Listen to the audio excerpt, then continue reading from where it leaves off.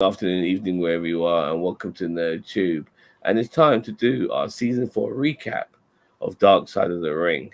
I'm here with our usual wrestling fellows, including a ginger Greek, also known as Hulk Hogan. Anyway, let's get straight on to this, fellas. Episode 1, the Tammy and Sid story. It was obviously something more about sorry, did I say Tammy and Sitch? Sorry, I didn't mean that. I meant to say Chris and Tammy's story, and it was something which I was expecting more to be about Tammy, but it ended up having a large chunk of Chris in it as well. It was a good thing, come to think of it in retrospect, that it wasn't solely about Tammy. Initially, I felt like Tammy herself could have had her own solo episode of Dark Side of the Ring. Nevertheless, it was the beginning of this particular series. I'll start with you, Shredder. What did you think? Yeah, this was actually a fairly decent start to the series, namely because, as you've mentioned, there was a lot to talk about with these two, Chris Candido and Tammy Sitch. You're right, Tammy probably could and maybe even should have her own episode at some point, especially after the trial is finished and, she maybe winds up in jail for several years for causing the death of another person through drunk driving. But what I really enjoyed about this was it was a great mini documentary in some ways into Chris Candido, which I can't knock it. It was probably one of the few highlights of this season.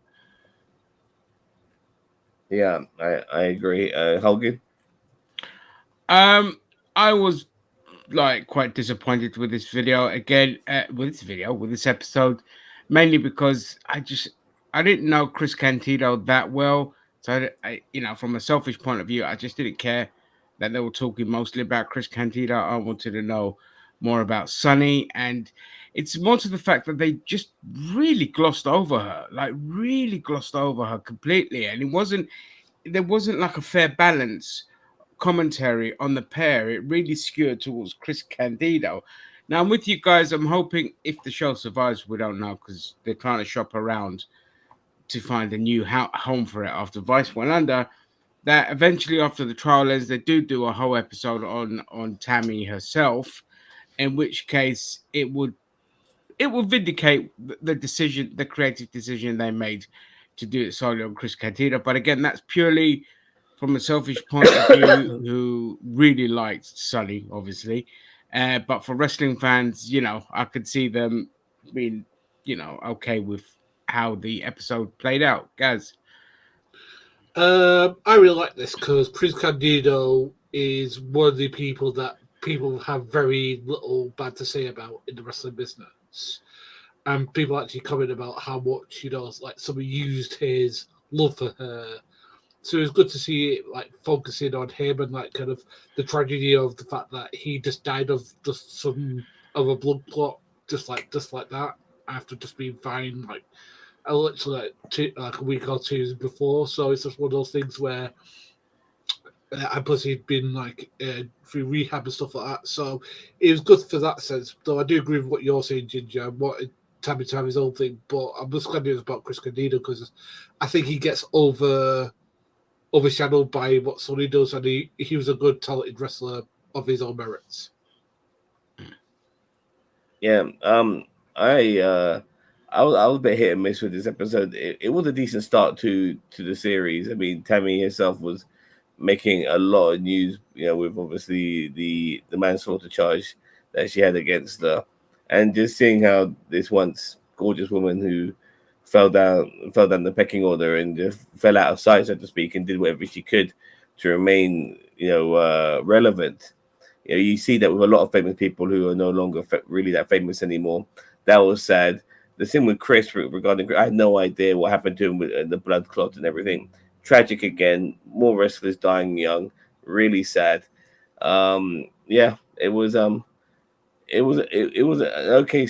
I mean, the thing with Dark Side of the Ring is it's supposed to give you like the worst things of the worst things that ever happened to wrestlers or industries or things like that. And it's kind of sad that you're kind of looking for that, and this was a decent start to that. But yeah, it was an okay episode in my opinion. All right, it was an absolute tragedy that out of all things, it was a blood clot that took him at such a young age. It wasn't a drug overdose like we've seen so many times with other wrestlers. Yeah. Yeah, yeah. So I might not have worded myself too well earlier. I do apologize if I haven't. I'm just saying regarding this show. Before I dig myself a hole, I won't say anymore. All right, I'm on to onto episode 2. Shattered Magnum TA. The story. This was regarding wrestling heartthrob Terry Magnum TA Allen, who was destined for worldwide success and superstardom until one night on a rainy day driving home.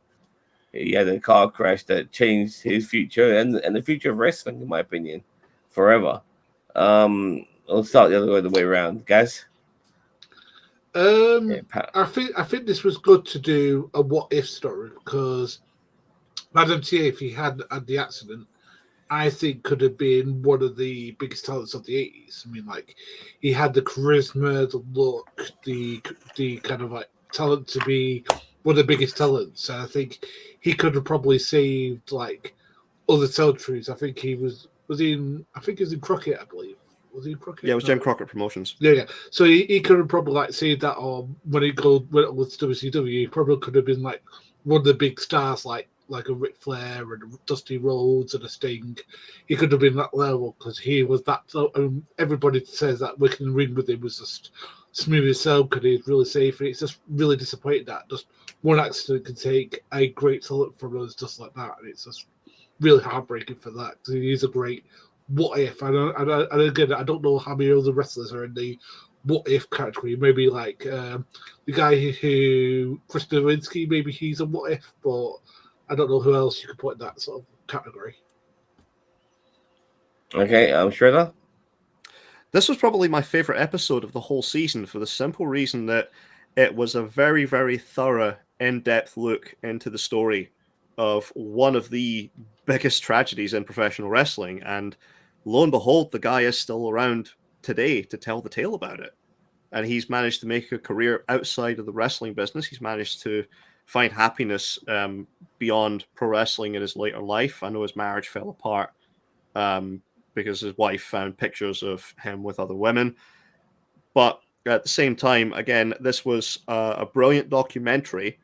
Again, it was one of the pivotal moments of at least Jim Crockett Promotions in what was it, 86 that he had his car wreck, and it was only a couple of years later that they were it was not long afterwards they were filing for bankruptcy. Now, whether or not you can chalk that up to Magnum TA, who was being groomed as like the top star to carry the company through the rest of the 80s, or the loss of other talents like Tully Blanchard and Arn Anderson, that's up for debate. But again, this was probably the most comprehensive documentary about a wrestler, and at least there was an upside to it at the end with the fact that Magnum TA is still around. Yeah. It's good to know that some of these wrestlers were still there to tell their story. Sorry, Paddy. Yeah, I mean, I've got to agree with both Shredder and Gaz on this episode. It was definitely for me. It wasn't my favorite episode, second favorite episode, but it was both frustrating and great to kind of see. So the frustration is the what if aspect of it. What if he didn't have that car accident? What would have happened with Jim Crockett? Would have survived the kind of the Vince rise to dominance? Things like that.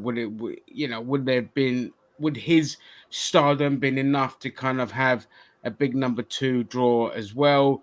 It was just a fantastic, as Shredder says, a documentary into the kind of that world and his life and the kind of tragedy that occurred, and also the fact that it wasn't a tragic ending in that he made a shitload of money outside of wrestling. After his career ended in wrestling, he went off. They never make it clear what he did, but apparently, he's extremely well off. So, it was definitely the most fascinating episode for me.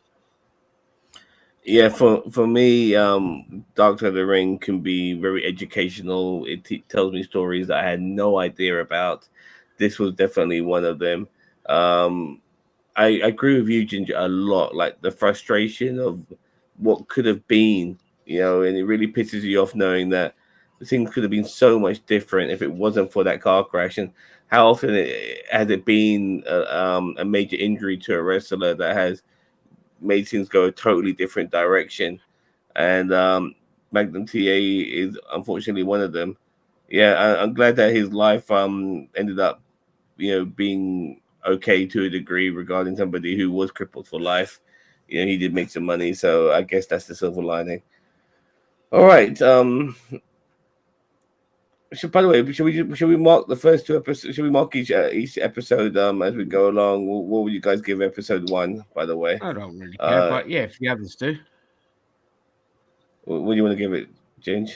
Episode 1, I'm just gonna give it a 3 out of 10. If we're doing it by 10, again, I've already laid my frustrations. Should I do episode 2 or just come back to you do episodes 2. Episode 2 gets a 10 out of 10 for me. I mean, there wasn't really much to mark down for me. It ticked all the boxes for me. On the opposite side of what Dark Side of the Ring is, it had the dark bit in the middle, but it also had the fascination was there as well. So I'd just give it a 10. I really enjoyed it. Yeah, Cheeto giving you some love, by the way, Shred. Great. It was honestly, I listened to the whole thing. It was fantastic, by the way. Is that on Nerdtube? Did you make a whole video on that? Yeah, it's on Nerdtube. I'm gonna go back and watch it. Well, it needs to be one of the, yeah, for sure. Yeah, I mean, for sure. Oh, 100%. All right, so Shred. So just episode 1 and 2. What do you want to give the marks? Okay, well, episode 1, the Chris and Tammy episode, I would give it a solid 8 out of 10. Looking back at it, again, it was a fascinating documentary. Chris Candido, probably again just falling a bit short because there wasn't a hell of a lot on Tammy. The Magnum TA episode, for me, it's a 9. The only reason I'm marking it down slightly is because this was kind of when you saw the reenactments. Those dark visual reenactments that Darkseid used to do so brilliantly through seasons 1, 2, and 3 start to fall apart. And that's when I started noticing them, which was this episode here, which is why, again, I'm slightly marking it down. That was a dodgy car. Yeah. Affected. You guys noticed it more than I did. Gary, what are you going to give these episodes? The Tammy and Chris episode, I'll give a solid 7 to. The Magnum TA, I'll give a 9 to, because it was good to see that the guys, managed to overcome something as devastating as that. And what Further said, I mean, the reenactments this season has been shit. I'm sorry, that's me being honest about it. I don't know what marks I gave it when I initially did these reviews, but I'm gonna give Tammy. I keep saying Tammy and Snitch, Tammy and Chris. I'm gonna give that a 6 out of 10, and I'm gonna give Magnum TA a 7 out of 10. I agree. And also Lowdown. He did comment on your video, by the way. He enjoyed it. Yeah, it was good stuff. Thank you very much. Okay. Can't wait. All right. Episode 3, Breaking the Cycle, the Graham Dynasty. Now, I'm the type of guy who likes to watch episodes of Darkseid, which is more focused on maybe territories and stuff like that. And this was kind of close to that to a degree. We were focusing on the Graham family, who unfortunately seem to go through a curse of suicide. Lots of bad things have happened to this family. We saw the daughter and the granddaughter of the Grahams talking about their parents' history and their grandparents' history. What did you think of this episode? I'll start with you, Ginger. I'm not really the best person to comment about it because I didn't really know the Grahams that much. So, from an outsider perspective, yeah, it was a tragedy, but also an insight to what a shitty family they are as well. So I think that's the right. Yeah, at least one of them was. I don't know about the son. So yeah, it was, whatever. It's that's all I can really say about it. It was all right. Move on. Okay, one quick comment here from Twitch. Hi there, you guys look like the guys who are the life of the party after you get drunk enough to forget how socially awkward you are. Those were the days, mate. Those were the days. I'm now Yeah, in my well, the problem is 40s now, and I I drive don't for a drink, living. so Yeah, I yeah, do but still yeah, drink, so yes, I do understand what the I level of party yeah. after kind of thing. Yeah, So. I haven't drank in years. Boring. So, guys, Yes, I thought this episode was great because I knew about Eddie Graham. I didn't know about his dad because I think I'm probably going to say this wrong, but I think Eddie run the business in Florida for a while. So Mhm. and it was a pretty decent product from what I recall. Again, from what I've seen of it anyway. And it's really tragedy to see that like three members of the male family basically committed suicide. So like it was kind of like sad to see that, and it was just like I just wish the kind of like were there's something more positive for this, but I kind of agree with what Paddy was just saying. Like I don't know, there wasn't anything really clean to because I think if they focused more on Florida and kind of like how maybe like it started to fall down because it was just more focused on them as people and kind of like storylines they were was associated with. This is kind of when the episodes kind of started falling in quality to me personally anyway. okay. Apparently, Debate Mania is going to be lit. You damn right. Shreds. right. This episode, it wasn't quite what I expected. Now, I thought, obviously, going into this, that yeah, they probably were going to address the issue of the suicides of Mike and Eddie Graham. Um, Obviously, Mike Graham in his last couple of years effectively became a living meme because he kept talking about how he drove off the little band of midgets in WCW. You know, Chris Benoit, Eddie Guerrero, Perry Saturn, and Dean Malenko. He said I drove them out of the company, and he acted like he was the toughest guy in wrestling, bar Haku. But at the same time, I it was quite interesting to hear just exactly what Mike Graham had gone throughout his entire life. You know, the fact that his father had killed himself. You know, and Mike got the call while he was actually at the stadium watching the Super Bowl. You know, and everything that the family has been through to the point where I think it's five males in that family across 4 generations have all committed suicide.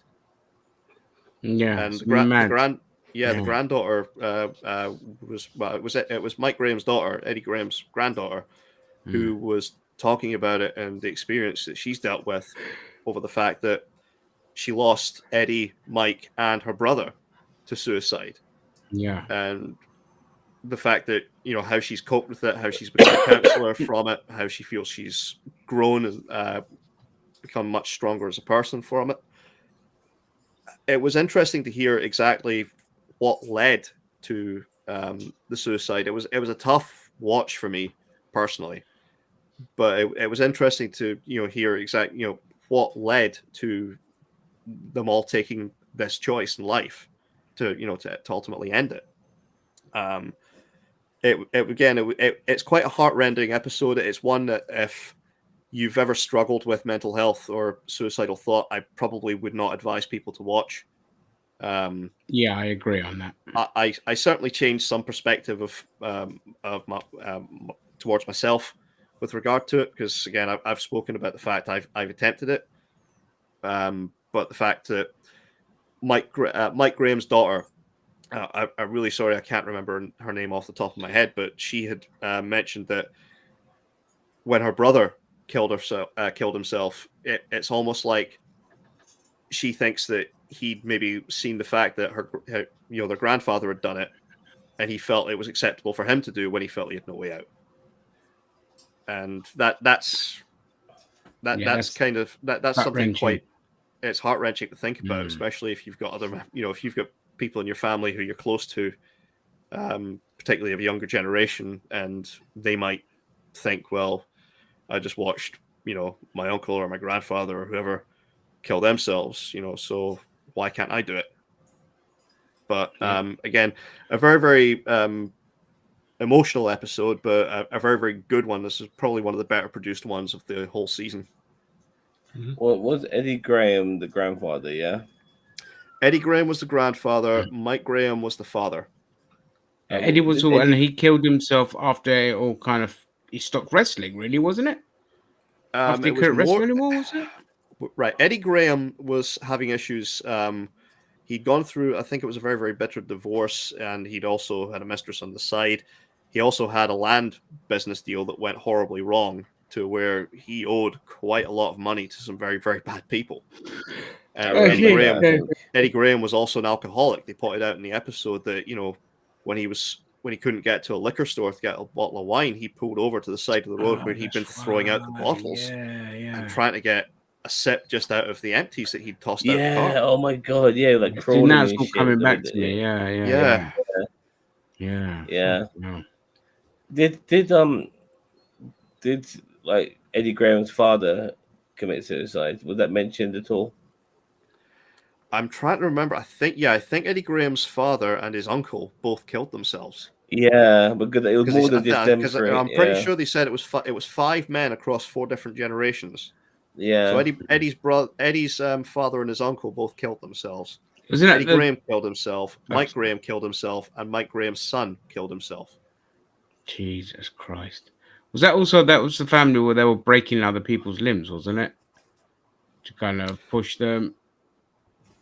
Yes, The ones yes. that didn't want them. Eddie Graham would, to try and basically protect the business, he would engage in a bit of limb breaking here and there. Yeah, I heard if you got beat, if a mark beat you up, you got sacked. Yeah, that was the case in a lot of Yeah. a lot of territories. If you lost a bar fight, you were fired. yeah. Well, what got me about this episode was as it was going along, I started to realize, well, this girl's brother is not talking. He's not in this. Is he? Does he not want to be in Dark Side? And then you realize that he's taken his life as well. And then you mentioned the curse upon this family, among the male members of the family have all taken their lives.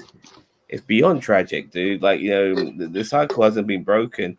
I know that girl, she has a son of her own, I think. Is that correct? Yeah, Is it- that's correct. Yeah. or is No, it I think it was a daughter. Yeah, it was a Okay. daughter. Maybe that's a good thing, to tell you the truth. I mean, maybe there needs to be a gap in the cycle, in the lineage, so to speak, regarding the next male that comes out from that side of the family. Yeah, I mean, Because, imagine explaining to your, to that kid, yeah, your dad blew his brains out or committed suicide Yeah. and all this. It's like, So did your so did your grand- grandfather and then your great uncle and all this, and you're like, and then do they repeat the cycle? So it's so odd. Just the thought of it. I think that might be part of the title, the fact that she's really the one that so far has been able to break the cycle.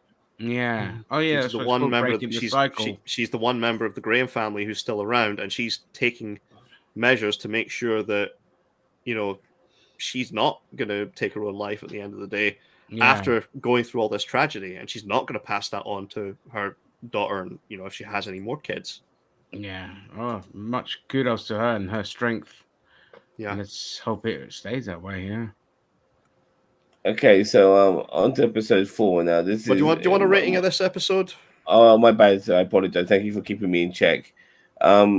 This was one of these educational episodes. I'll start with my mark first. I'll give this I'll give this a 7 out of 10 because it was deeply educational, and my God, was it tragic. 7 out of 10. Shredder. Yeah, I'm gonna give this one probably another 9 out of 10 because it was one of the better produced episodes of the entire season, and it was such a heavy subject. But for me, again, it's got to be a solid 9. Guys. Very difficult subject for me personally. I've been going through what I've gone through recently, so I'm going to give it. But it actually helps me in a lot of ways, so I'm going to give it a very solid 8 because of that.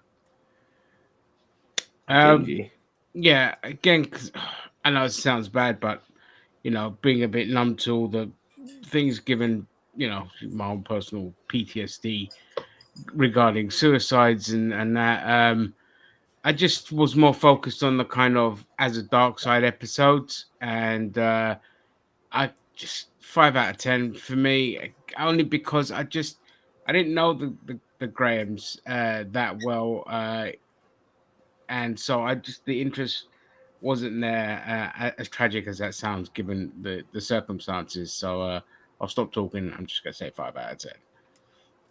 All right, on to episode Yours? 4. What's your rating? I gave it earlier 7. Oh, sorry. Yeah. Okay, so on to episode 4. One of the episodes I was looking forward to. It was about Matt Bourne. Matt Bourne, the man behind Doink the Clown, lived a life of unhinged violence and substance abuse until his shocking death left his family questioning if it really was an accident. This guy was at the very beginning of WrestleMania. The Cheeto with the dark jokes. Um, this was the guy who kind of started at the very beginning of the industry when it became, this sort of like a big sort of business that it kind of is now. He found a name for himself being Doink the Clown. It was an unusual gimmick, but it worked, especially during the heel phase of his gimmick being the evil clown. The moniker has been taken on by several other wrestlers since, and it's left a lasting legacy within the wrestling industry that will, and this particular gimmick, this particular character will never be forgotten. Dr. Clown will be remembered more, unfortunately, than Matt Bourne will be. What did you think of this episode, Ginger? I was a bit disappointed with this episode because I wanted to delve more into kind of the Matt Bourne stuff or the Doink the Clown stuff and his run, and it felt a bit all over the place with how they portrayed it. And I did like Doink the Clown. I was a fan of him because it was so stupid. Sometimes when it's something stupid, I just love it. But credit to Matt Bourne, he was a great wrestler. But I did find it interesting just to see what an absolute big piece of shit he is as a human being. So it was all right. Yeah, it was okay. Guys.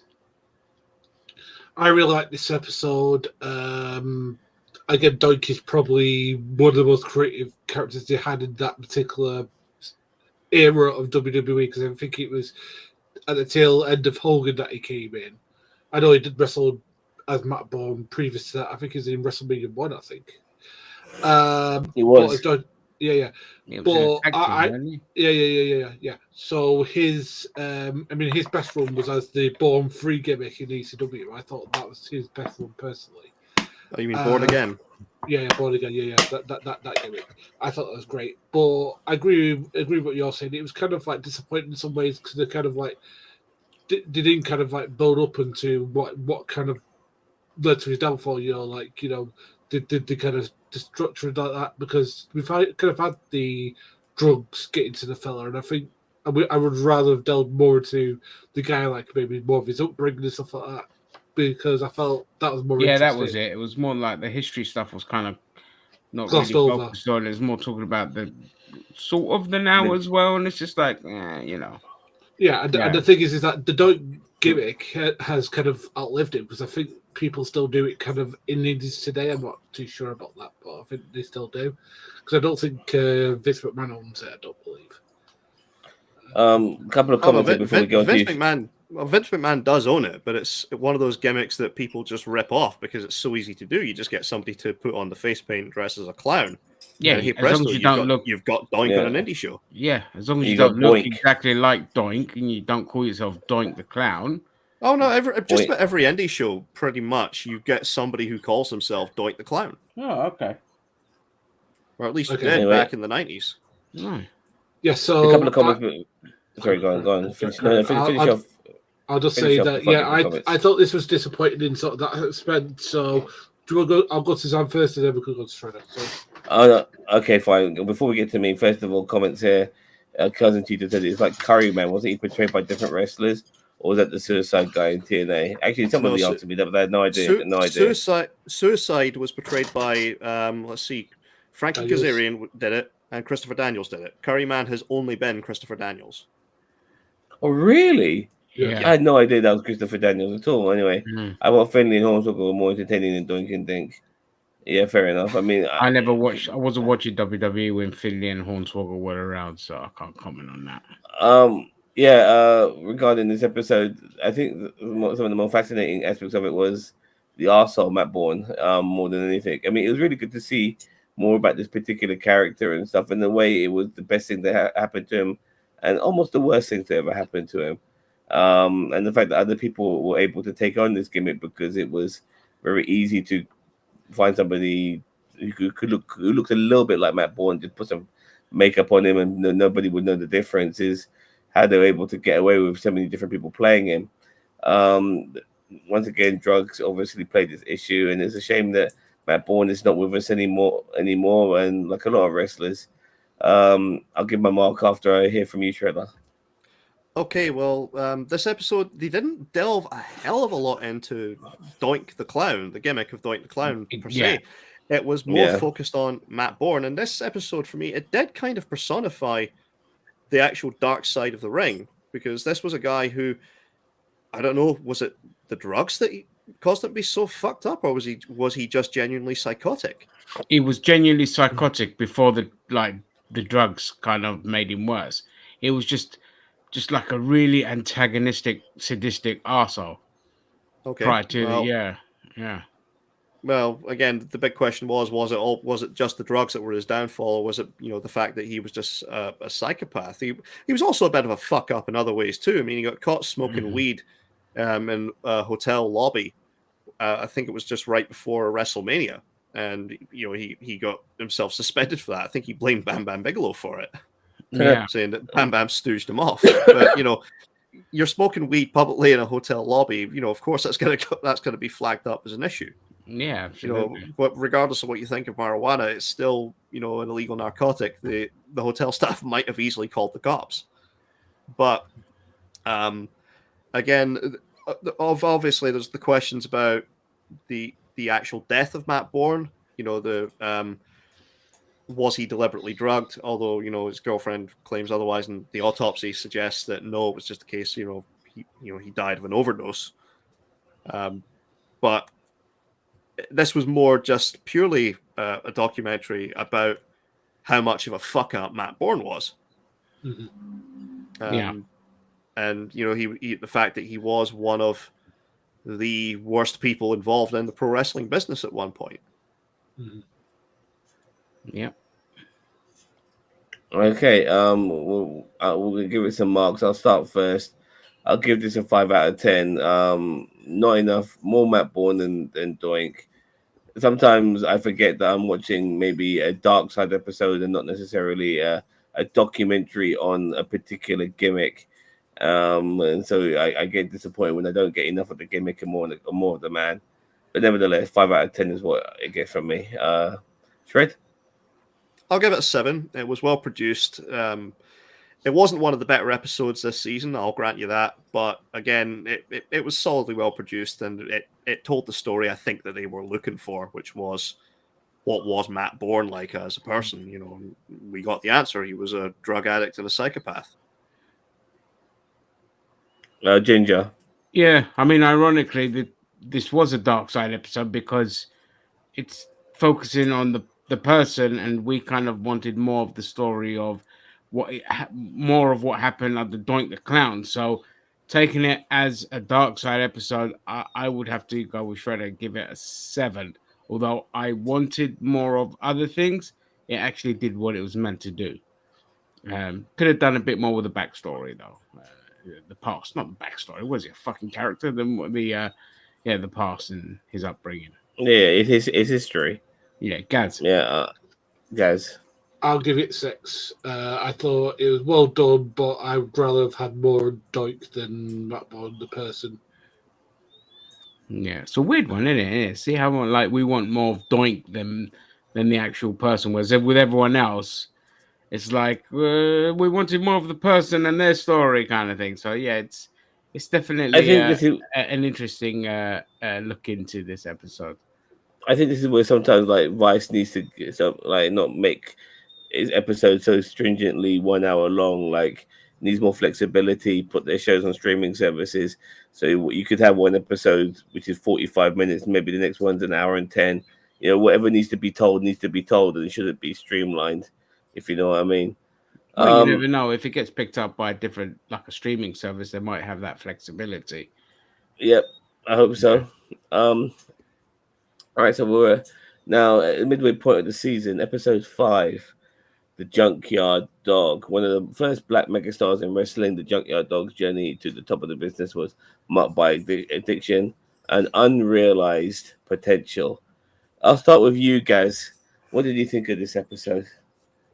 A major missed opportunity in my point of view, because they kind of like they glossed over the fact that this guy put up with quite a lot of racist shit. I mean, I know they talked about some of it with like Bill Watts and stuff like that, and the fact that he wasn't given the opportunity that some of the other wrestlers who've been doing drugs, like for example Jake Roberts and people like that, were given, you know, they were given like second, third, fourth, fifth, sixth chances in some places with those people. But even so, he didn't delve into like kind of the casual racism guards. I mean, I think I read online there was like a couple of incidents they could have talked about, like, you know, people trying to glass him in bars and stuff like that, and he had to like fight him off more than like white wrestlers do, and so he didn't delve into that aspect. So the fact they delved into it a little bit was kind of like they should have delved into it more. I did like the fact that, but this is kind of where they kind of kept repeating the fact that he was on drugs and stuff like that, and I'd rather they dealt into kind of like the racial aspect. The fact that this was the first guy who got over with a southern audience, but being a black man. I think that was important. That's what the kind of the good points. But yeah, kind of missed opportunity. So I'll go to who am I going next? Who am I going to Let me go next, if you don't mind. Yeah, he goes on. Look, you mentioned that he gets over Southern audience, but there's something about his gimmick that made me maybe the Southern audience kind of like, because he was a black guy with a chain around his neck, and maybe that's what the Southerners fucking liked about him. But nevertheless, regardless of that, what I remember of his career was this big barrel-chested man who started off his career, but then he became bellied, whatever the term is. Like the barrel went from there to there. You know what I mean? And probably one of the reasons why he never, like, he kind of looked kind of changed to a degree. Maybe what that could have been a tiny reason why he never succeeded in the WWE. Also, obviously, we all know about Vince McMahon not necessarily, you know, pushing black wrestlers to the moon. We've seen what he's done with Booker T, for instance, as well. You know, most recently, there are times when obviously he did change with the times and it wasn't so bad with people like Kofi Kingston. I think was Kofi Kingston the first, first black WWE champion. Yes. Yeah, it's incredible when you think about it. You know what I mean? Like we're WrestleMania 35. Like Jesus Christ, 35 WrestleManias to get there. Yeah, ridiculous. Fucking ridiculous. Yeah, but and then people mention The Rock, but he's mixed race. But nevertheless, non-white person, I guess, probably be The Rock. Would that be correct? What, for WWE champion? I mean, unless you're counting the Samoans, or Pedro Morales, Yokozuna was Samoan, so Yokozuna. Good point. You know, how could we forget that fat cunt? Yeah. Sorry, my bad. Nevertheless, regarding Junkyard Dog, it was sad to see that his career kind of dwindled here and there. And there were times when I'm thinking to myself, okay, look, you got a job with WCW. Be happy that you got a place. You know, you don't have to be top of the card. You could just be mid card. You know, and just be happy that you got a regular gig going. Some wrestlers would be just happy with that. You know, but it just wasn't good enough for a guy who wanted to be at the top, but in a way kind of shot himself in the foot at times. An interesting story, nevertheless. Obviously, drugs always involved with these guys. That always plays his part. It was all right, Shredder. Yeah, this was actually probably, again, one of the better episodes of the season. They did focus a lot on the fact Junkyard Dog did fall into substance abuse issues, but you learned a lot about his background, the fact that he came from abject poverty and, you know, was then making an absolute fortune. So he decided, he knew what poverty was like. He knew he could eventually go back to it. So he decided to live fast and unfortunately died young. But it was an interesting perspective from his rise in Southern wrestling through Bill Watts and Mid-South. Yep, that was great. I wish they had focused a little bit more on that. Mm-hmm. But again, they then spoke about his run in the WWF, how that panned out, unfortunately, and then his later run in WCW, and unfortunately, eventually his untimely death. But overall, this was one of the better episodes, and it was a great historic look at Junkyard Dog. I could go with Shredder. Yeah, it was one of the better episodes. I wanted them to focus a lot more on the kind of Southern wrestling and that kind of rise there. But other than that, it did follow the kind of.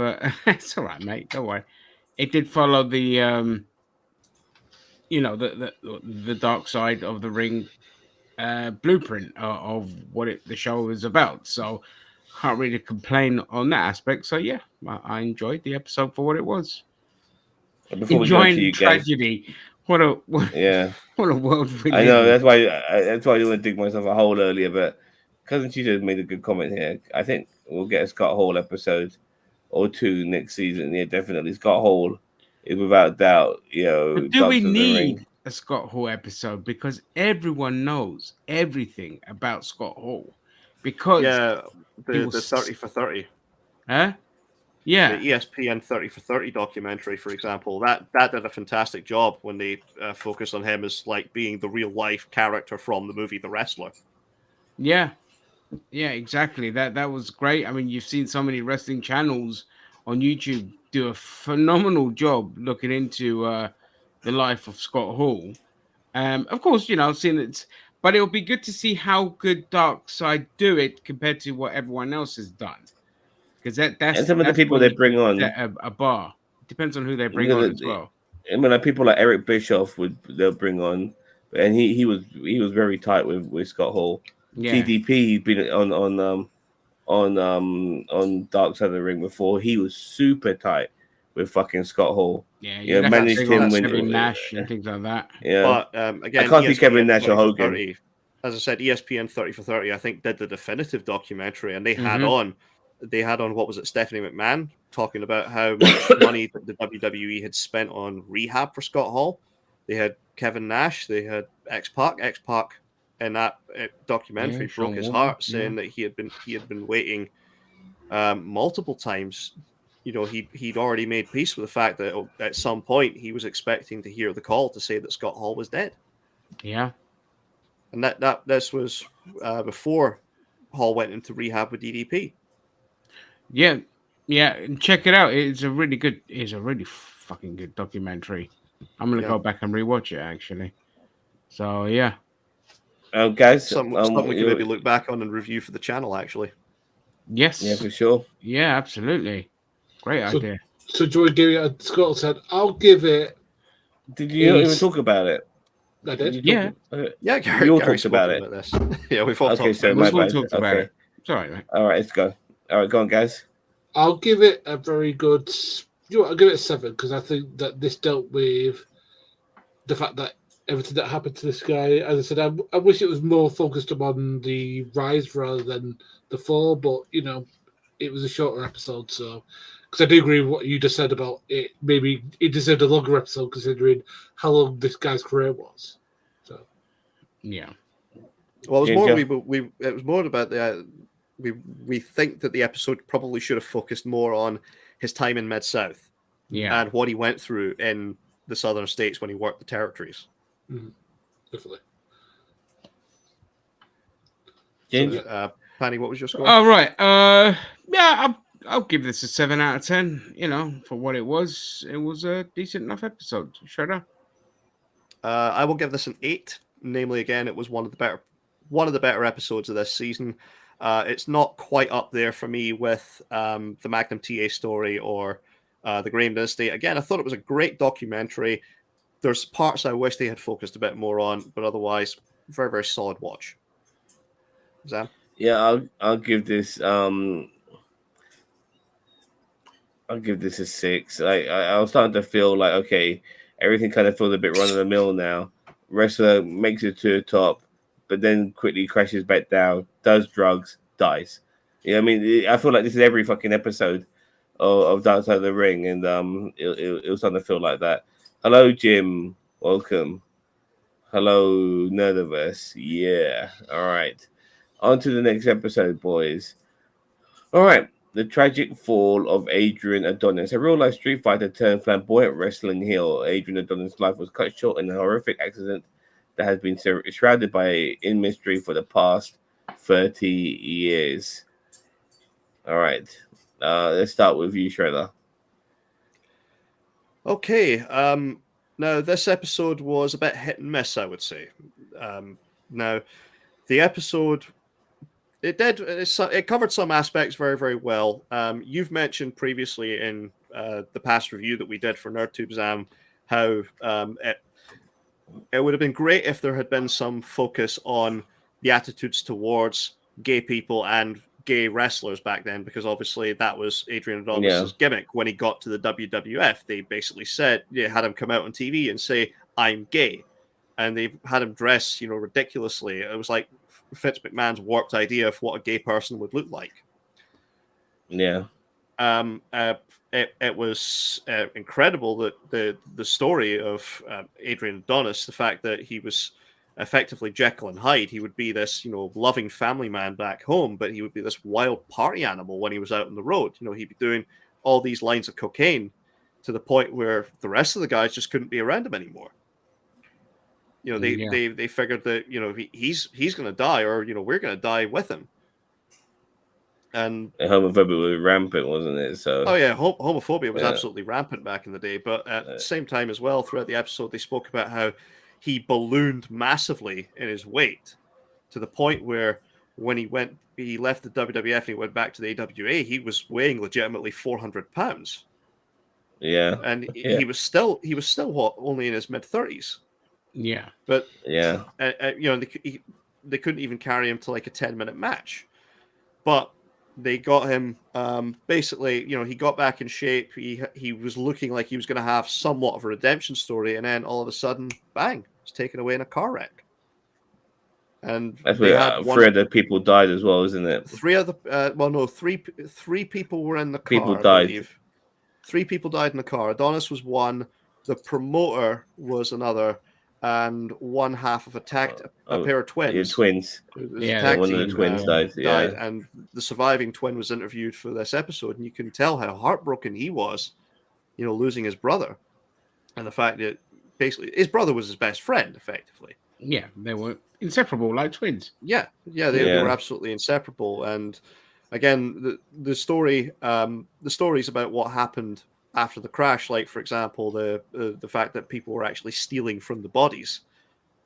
That was unbelievable. That was unbelievable. But at the same time, it was a fairly decent episode. It was hit and miss with some of the stories and some of the portrayals, but not bad, but not brilliant.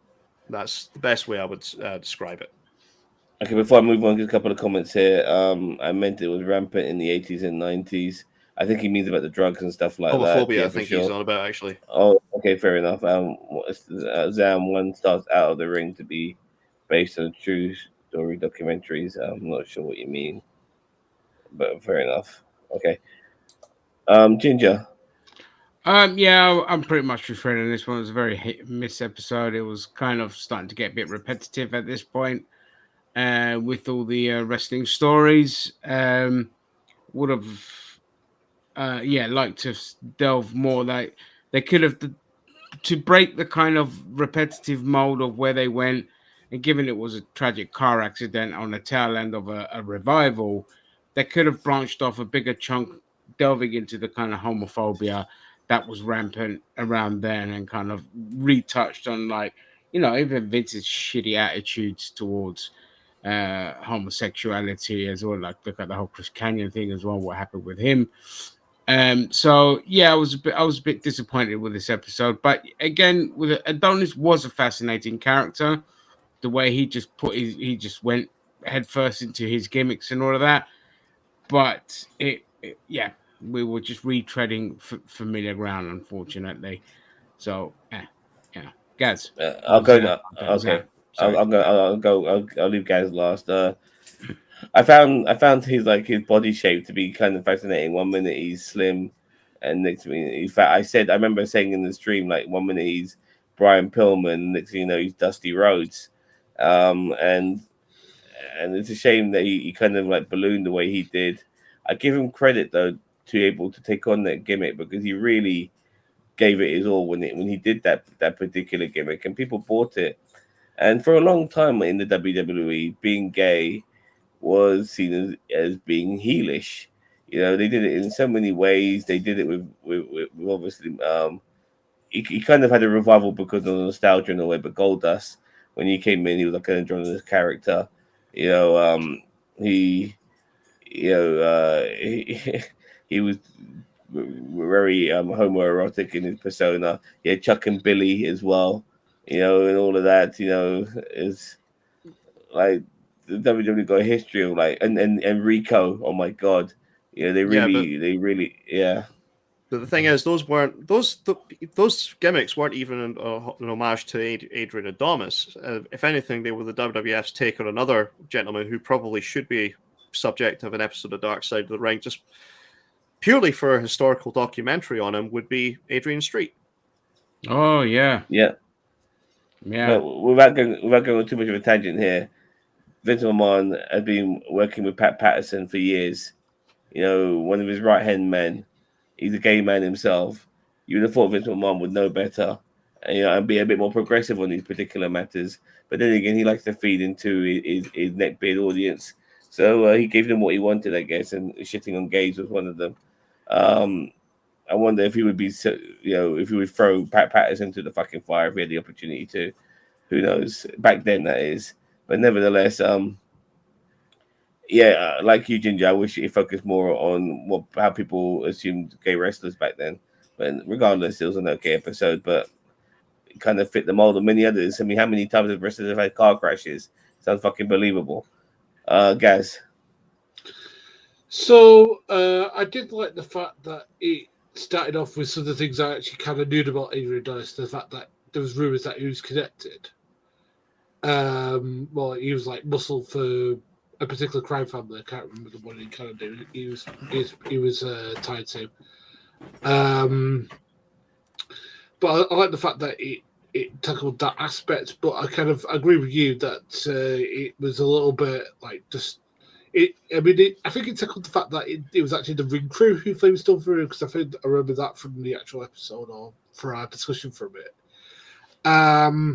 But I do agree with you. I think it didn't really delve into the rumors or the crazy claims that have been about him. The fact that people thought it was like the mafia who did a hit job on him and all this sort of stuff. Those are the rumors I've heard anyway.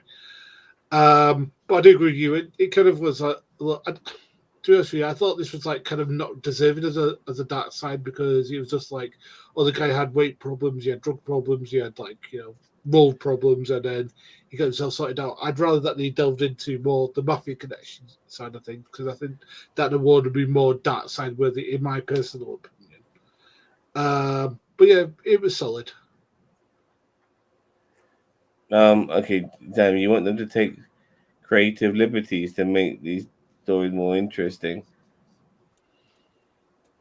Well, creative liberties. I mean, obviously, I would like them to focus on the wrestler themselves, but also just show some of the documentary shots by explaining what it was like, what it meant to be gay back in those particular times, and how rabid the fans were in that particular sense. I mean, but we are talking, still being honest to the format to a degree, but making people understand why a wrestler would pretend to be gay or act gay or whatever, because it was great heat, and then explain why that heat was happening, because the fans were fucking nuts for that shit,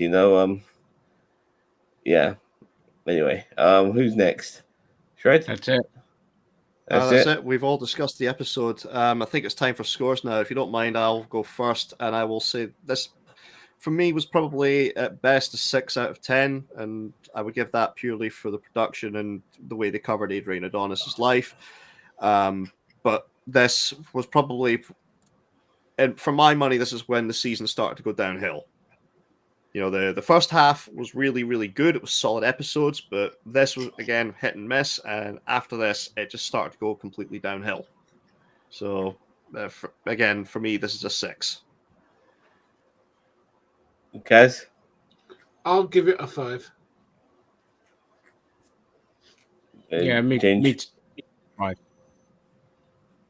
Yeah, this episode was one of many episodes of wrestlers turning their lives around, but he did turn his life around. Mhm. And unfortunately, like many wrestlers who turn their lives around, they die.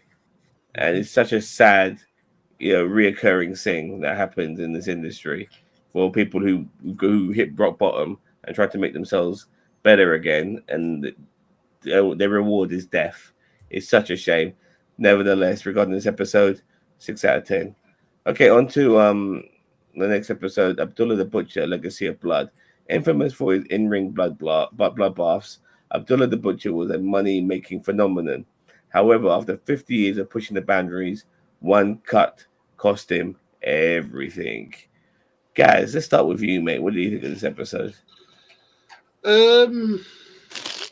I wanted this episode to be a lot better than it is because Abdullah the Butcher probably has one of the best kind of like gimmicks. Because like if you think about people who you legit were considered would kill somebody, I think there's only a handful of guys, and he was one of them. Who literally people were literally as soon as he would like Bruiser Brody, him. I'm trying to think of other guys who basically Terry Funk maybe, who guys were literally afraid of. It's literally like, oh my god, and it's like, so we didn't really get into that aspect. He tended to delve more into the fact that his later life, the fact that he retired.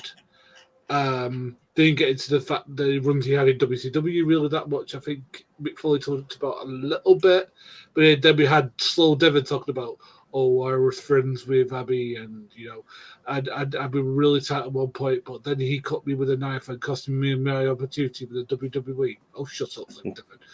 You know what I mean? And that was annoying. His voice does my head in. Sorry, but yeah, this was probably the worst episode for me because I wanted to hear more about Abby and people with stories about him because people are legit afraid. I think wish people focused on that aspect rather than the slow Devin flaming court case shit.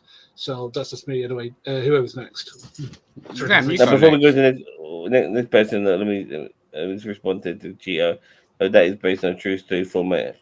You're looking for takes creative liberties. Now, I don't want them to take great in that. I want it to still be honest to the format that I'm looking for. But I think obviously I've always said that earlier on that they need maybe more time and they have to cut to take things to the editing room to make things fit into 45 minutes. But anyway, Well, yeah, I'll address that as well. I think you could also do, some very, very interesting episodes about certain attitudes in certain eras. So, for example, you could talk a lot about the way black wrestlers were viewed in the southern states throughout the 60s, 70s, and 80s.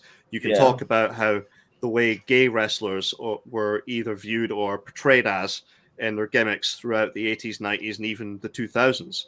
You can talk about how the way women were viewed and treated throughout the 90s and the 2000s. That kind of Yeah, format, those I are think, dark could side be episodes themselves. yeah. yeah. I mean, we're going to be talking about suggestions for dark side episodes, but I've got a few based on the way women were treated throughout that era. And then Yeah. so who's next? Yeah. You. Yeah. Me. Yeah. I think Why you were not? going to go next on this one, weren't you, Sam? Okay, no problem. Um, I have to say the one thing about this episode that I found really fucking brilliant was the way people were shitting themselves when they and running away from in the crowd. They were running away in droves because Abdullah the Butcher had fallen at the ring or whatever, and he's now around the people, and people like, oh my god, the day we lost kayfabe was the day that wrestling will never ever be the same again because those moments you can't replicate those moments. Those are great. Seeing people running for their lives because Abdullah the Butcher's in the fucking ring and he's looking at them or he's falling out the ring and he might be coming towards them. Oh, that's fantastic. That gave me so much joy seeing that. Abdullah the Butcher himself, he comes across as somebody who is not necessarily a genuine guy. Can he read? Can he not read?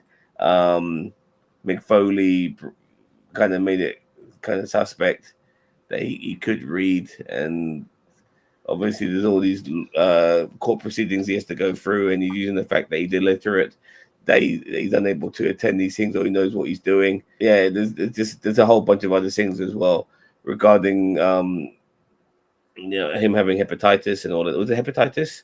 Yeah, Hepatitis Hepatitis C. C, yeah. Yeah, and all of that. Yeah, I'm very. I know you guys are no fan of that Devon guy. I'm not a hater of this Devon guy, but I'm very happy that he has been cleared medically, regardless of how you guys feel about him. But he obviously has no love for Abdullah the Butcher, that's for sure. And Abdullah the Butcher himself, he's not a technically great wrestler, is he? I mean, the guy has to do all this shit in a way in order to get himself recognized, but he did. I give him that, he did. I got nothing more really to say to that. It was an interesting documentary, if anything. Ginger.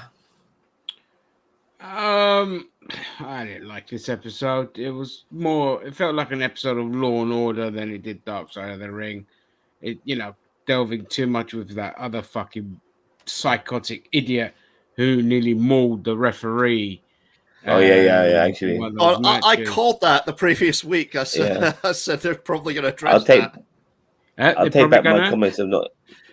No, the previous week before that episode there, I called that on NerdTube, and I said, are they going to address that? The fact that he spiked a referee in the head. Yeah, but they I'll take back my comments. Yeah, they glossed over it though. They didn't. They could have gone more into like the guy nearly just it fucking mauled him, like just absolutely nearly killed the guy, and they're trying to paint him as the victim. Like, I didn't like garbage episode. Abdullah the Butcher, John Moxley looks at him and just fucking beats off furiously at all his matches. He goes, "Oh, the blood! Oh!" He comes and he bleeds at the same time. So yeah, with Abdullah the Butcher, the best part of the episode were all the squeaky voices coming out of that fucking family, and that. But I didn't really care for it, to be honest. It started off well enough, but then it just became Law and Order. Shredder. It was an interesting look at Abdullah, the fact that he was a traveling attraction, much like Andre the Giant, and I don't mean in the sense Andre, was a traveling attraction because of his size, the eighth wonder of the world. Yeah, Abdullah was a traveling attraction in the sense that he would go and have these incredibly violent matches where it's a case of, okay, now you're wondering, is your favorite wrestler going to come out of this thing alive? But a lot, Abdullah did some, he was very, very good in some aspects when it came to the ring. I mean, the act of him stalking his opponent, when you watch it, it's fucking terrifying. It looks like Abdullah has actually legitimately got a bloodlust in his eyes that he wants to kill this guy. But at the same time, it was a gimmick that couldn't stay in a territory for any length of time. It was very, very, very short-lived, however long he stayed in a territory. He was very lazy in the sense that he was constantly just blading the whole time to the point where, he could legitimately stick, but some of the boys in locker rooms have actually testified to this. He could legitimately stick poker chips inside the scar tissue. The grooves in his head, yeah. But later on, obviously, Abdullah himself, Larry Shreve, the guy behind Abdullah, was such a worker and a bullshit artist too that between him and Slow Devon, this was a heel program. There was no sympathetic figure at the end of this. No, there wasn't. No.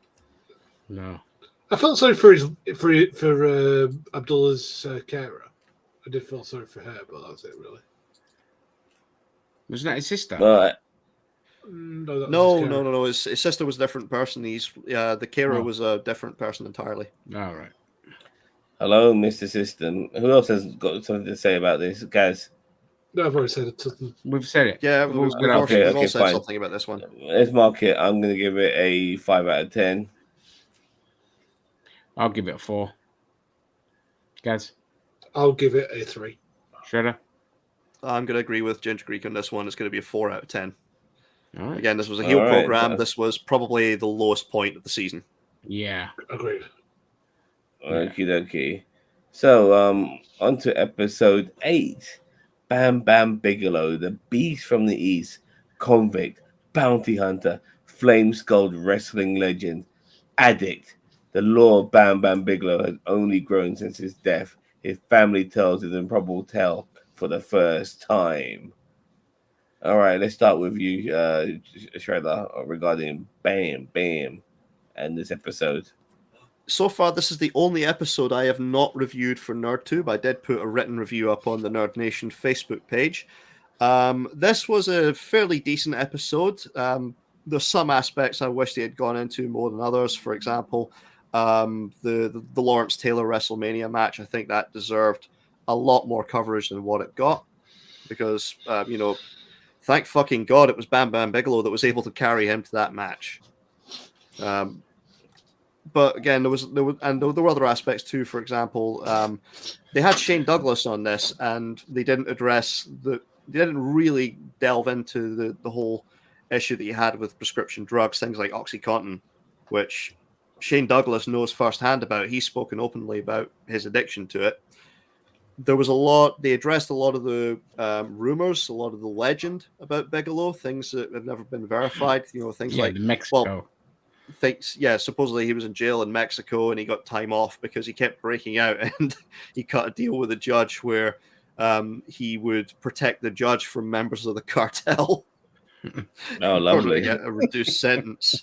I remember that, yeah. Again, it did focus a lot on his wrestling career. It did focus a lot on his downfall as well, unfortunately, which a lot of it was due to his style. And his size, and his addictions too, unfortunately, and his tragic end as well. But overall, it was a good episode, but not one of the better ones. And it's one where there's so many details of Bigelow's life. They probably could have done a comprehensive two-parter on this one, and it's a shame they didn't. Gaz? This was kind of like a wasted opportunity, as Shredder was just pointing out. I'm a huge fan of Bam Bam because I thought he, for a big man, was probably one of the best, if not the best in my personal opinion. Could do moonsaults, could do the whole hog. So I think they kind of glossed over like the early bits, like the rumors, and I kind of would rather have seen like a whole episode of that, and then we had. I do agree with about the whole two-part things. I would have loved to see like the first bit where going to the fact that he was a bounty hunter, that's convict, and all this sort of stuff, and how he got into the business with. I think it was the Monster Factory where he got trained. Yeah, he trained at Larry Sharp's Monster Factory. Yeah. So I'd love to see that, and then we're going to kind of like the other part about when he got addicted to drugs. So I kind of would have loved the two. I think the two-part would have probably worked best, and probably would have made it a much stronger episode because I think. It was kind of not the great the episode we got because it felt a little bit compressed and kind of made it so like Bam Bam wasn't a just member of that side when he is. So yeah, Paddy. I mean, again, it was an okay episode. In that I wouldn't really classify it as Bam Bam as being Dark Side of the Ring worthy. Because there was a reason for the addiction because of the pain and his wrestling style and all this, and we've seen it so many times. So it's a very, as tragic as it sounds, it's just a very generic passage of life for Bam Bam and his career. That being said, I love Bam Bam Bigelow. He is like up there among my favorites because he was just an athletic big guy, and I used to try and mimic him more than any other wrestler because I was big, ginger, and trying to fling myself off of things and landing like an idiot. But I was a big Bam Bam fan, and I feel like if you're gonna do dark side stuff, then you got to cover more his history, how he grew up, and all the kind of dodgy shit that he did. Getting to the point of being a wrestler, it was very frustrating though for the first time to hear that. The first time he got to the WWE and the push he got was mainly derailed because of other people's fragile egos and jealousy. That was fucking frustrating, and they should have gone more into that aspect. And who were the jealous idiots that kind of derailed it? They could have said maybe he didn't show enough respect back then, but back in those days, if you didn't shake a hand long enough, you were classed as disrespectful. That's the ridiculous class system that the that the wrestling industry had. So I wanted more about that aspect of it, because the rest of it is, it's a very familiar tale. But he's one of those guys. I do feel that if he had the right push and he wasn't getting injured, he could have been a champion, possibly. Like, shocking as it is, although he's not the WWE type, he may have gotten over so much with the fans that they could have had to bow and make him a champion, especially at the time where WWE was fucking dying. It was on its knees, so he would have been ripe at that situation. And again, the Lawrence Taylor thing was a testament to the man's work ethic. I don't think anyone had a bad thing to say about him, really. Like, they loved working with him. He was a phenomenal worker. I remember him in ECW and that whole Taz thing as well. So yeah, but I am glad Darkseid did it, but I wouldn't class it as a Darkseid episode. Shredder, you next, or Zam? I've already spoken on this one. Zam. Sorry. Did he ever turn heel in any point of his career? Yeah. He's always a heel. Bigelow worked heel for most of his career. Yeah, most of his career. Yeah. In the WWE. Yeah. In all promotions. Yeah. Yeah. Okay, I just don't remember him ever being a heel in the WWE. That's all. Didn't he have Luna Vachon with him as well and things like that? I'm guessing you saw him either very, very early in his WWF career when he was teaming with Hogan, or you're thinking of perhaps 95, I think it was, when he broke away from Ted DiBiase in the $1 Million Corporation and he turned babyface again. Yeah. Okay. Okay, fair enough. I'm just curious. I once again, Ginger, I agree with what you said. I think we both mentioned it when this episode came out. Like, this felt like one of the most unworthiest Dark Side of the Ring episodes, because we're talking about a man who, yes, I know he did drugs like a lot of wrestlers did, but his characteristics, the personality of this man, didn't warrant him to be on Dark Side, because there was not everyone loved him. He seemed very honorable. He seemed like the person who tried to better himself. He had opportunities given to him, and he took them. The thing with him and DDP again, also pretty cool. And just finding out more about DDP, that he could have actually been a wrestler, but then he got injured, which is why he went into management. And then after that, he became a wrestler once obviously he was able to do so. But this felt more like this felt like something you would see on A&E or something like that. It didn't feel like it should be on Dark Side. It didn't feel warranted to be on Dark Side. Just because a wrestler does drugs doesn't mean that they have to be on fucking Dark Side of the Ring. It's a shame that he died early. Yeah, I agree. Sorry. Yeah, it's a shame that he died early. Okay, let's mark it. Now, as much as I like Bam Bam Bigelow, this was probably the least warranted episode for Dark Side of the Ring, so I'm going to give it a 3 for that reason. Who's next? I'll go next. I'll give it a 3 as well. Just again for those reasons that just didn't warrant it. As much as I love Bam Bam. Shredder. I am going to give this one a 6, and that's based on a couple of things, mainly the fact that it was decently made, but also this might have actually been one of the best collection of subjects that they had to interview, because you heard from Shane Douglas, you heard from Taz, you heard from DDP. Again, this you heard from Bigelow's family. This was probably one of the better collections that they've had so far of interviews throughout the whole season. It's just a shame that the episode fell short. Yeah, fair enough, guys. You're on mute. I'll give it a 5. I thought it was good enough, but I do wish that they delve into more detail about the guy's early life and stuff like that. Yeah. All right. Fair enough. All right, we're reaching the home stretch now, fellas. Episode 9, Bash at the Beach 2000. At the end of the 90s, WCW's greatest battles played out backstage between scheming executives and writers, until one off-script rant against Hulk Hogan changed everything. Let's start with you, Ginger. What did you think of this episode? This was the best episode by a fucking country mile. I loved it. I loved their approach to it. I thought it was great that they had the two biggest bullshit artists just allowed to run their mouth off in the episode, like kind of uninterrupted. We just got to see how these two cretins absolutely fucked up WCW. I know you could always argue that look, the channel just didn't want them anymore after Turner sold it all off, and that's fair enough. But just seeing these two idiots and their egos jerking themselves off, and from an outside perspective, like you motherfuckers turned this beautiful thing that was beating the WWE to a disaster, and you're sitting there jerking yourselves off, and schoolboy drama, and I fucking loved everything. I loved this episode.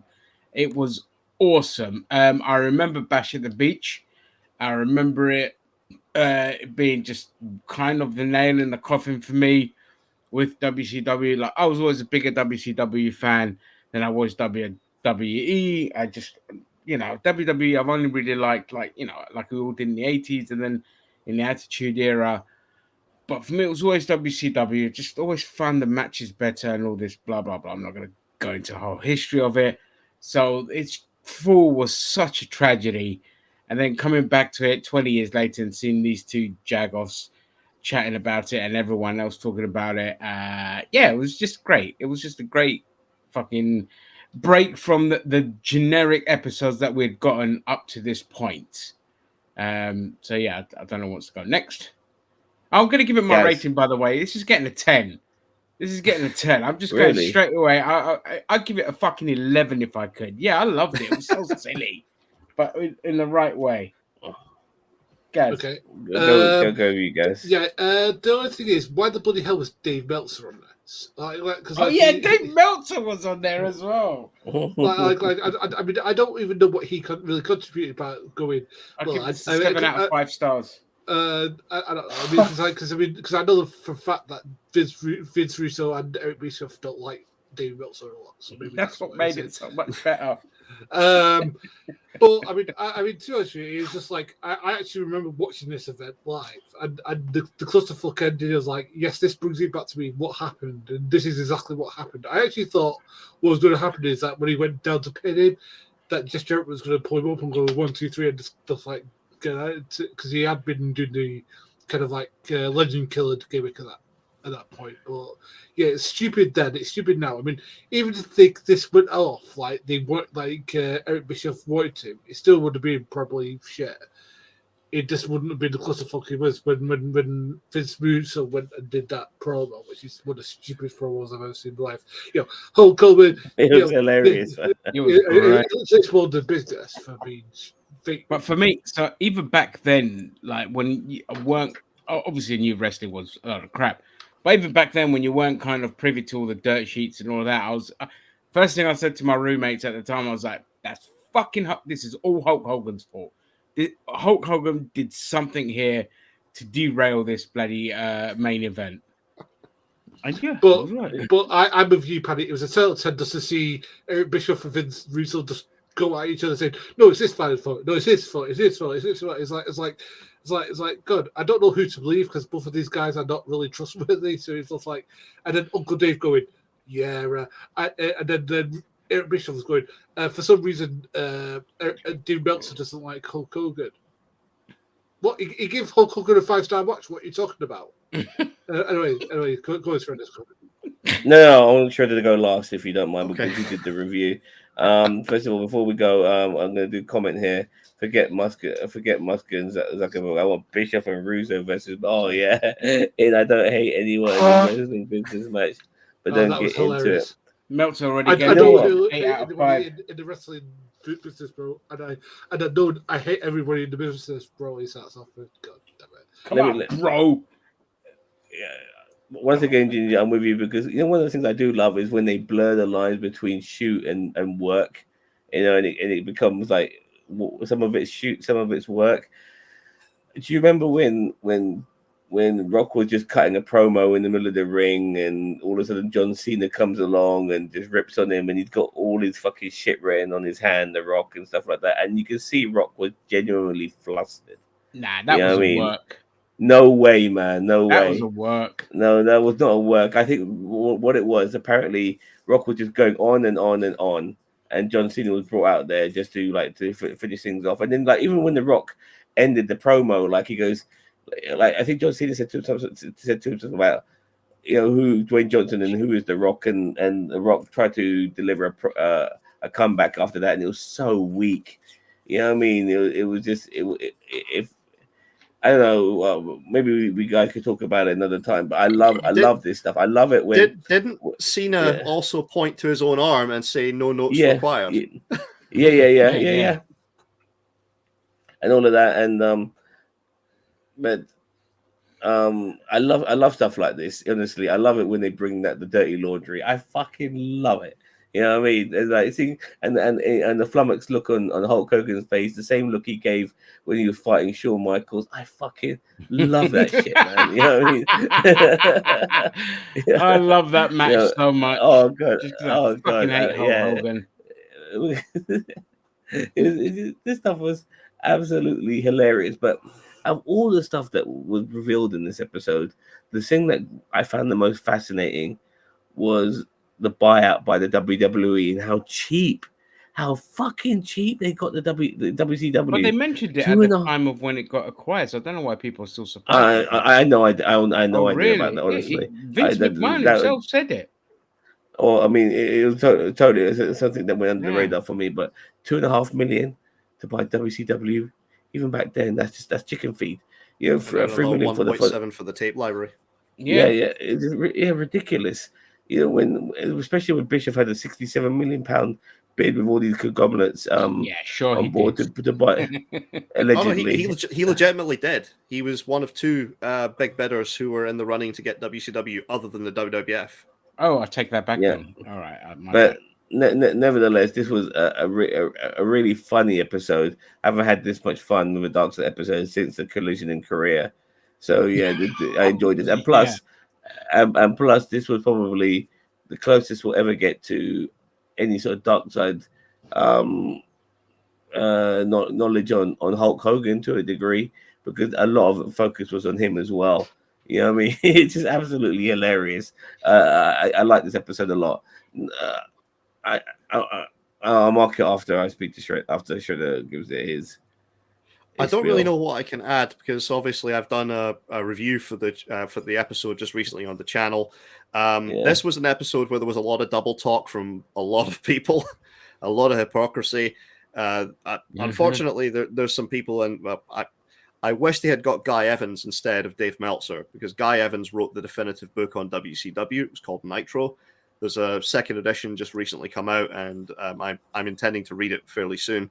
But again, this was an episode where I wish there had been Booker T. Unfortunately, he's not going to get involved in episodes that talk anything negatively about the business, so he wasn't going to do this. Yeah. I wish they had maybe got a couple of other main event talent backstage who would have been closer to Hulk Hogan to get his side of events. Hogan was never going to appear in this unless Vice gets bought out by Qatari oil interests or the Saudis. But at the same time as well, I would love to have heard from maybe some from some executives who were involved at AOL Time Warner at the time. Because they had as much a role to play in this shit as possible. Yeah. Well, it's not so much that they had a role to play in this shit, but they had to deal with a lot of the fallout. The lawsuits from Hogan, for example. He won that lawsuit, didn't he? The declining ratings. And I did do an in-depth review of the episode, so I don't really know there's much. I don't really know there's much I can add to this. So I will just go to my score. I think I said at the time it's probably going to be about 7 out of 10 on this one for me. All right, guys. I'll give it a 10. I gave it a 10 before. I did say that. So yeah, Zan. I'm giving it a 9. I mean, I would like to give it a higher mark, but the season itself hasn't been that great. So just because this is probably the best episode of that season, doesn't warrant a 10. But it gets a definite 9 for being very amusing and focusing on so many things. There was so many things to focus on. I loved it. Yeah, it was good stuff. Oh, he lost the case. Oh, right, fair enough. He lost the case. Okay, thank you very much for that, Cheeto. All right, on to the final episode. The World According to Marty Jannetty. Shawn Michaels and Marty Jannetty run as the Rockers was eclipsed due to Marty's excess drug abuse and possible murder. They were known for their raw athleticism and sex appeal. All right, where do we start? Let's start with you, Gaz. Martin Jannetty is an underrated wrestler, but became clear to me throughout this episode why he was fired. He's been the most fired wrestler in WWE history. I mean, maybe there's one who's overtaken him, but I can't think of who that person is. I think he's still Warriors the second. He's had I know it's Iron Sheik. It's Iron Sheik is just after Marty Jannetty. Yeah. Okay, so Warriors third then, I guess. Okay. But yeah, I did enjoy this just to see how much of a flaming train wreck Marty Jannetty is now, and it's quite a bit of a train wreck, and it was just kind of disappointing to see that, and it was like how much he's a liar and stuff like that. But I felt they did a good job of that, but kind of like they did. I thought this was like the worst in regards to the recreations. Kind of like I thought this was the worst of the season because like the infamous thing for the barbershop, they fucked that up. They fucked up a couple of things like I'm trying to think of the big ones that kind of come to my mind. Oh, yeah. Shawn Michaels effect, almost like doing a crotch chop leaving court. Yeah, yeah.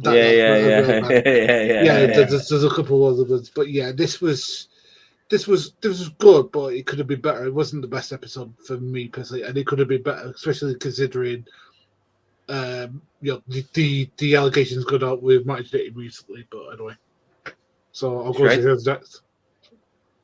Give it to Shredder. Okay, well, I just want to address this comment from Cheeto where he says that Hogan lost the case. The fact that the judge said that you can't have defamation on a fictional character, aka Hulk Hogan. No, the case I'm referring to that Hogan won was his lawsuit against WCW for breach of contract. He got a huge settlement out of that. Yeah, 10 million. Well, no, it was in seven figures.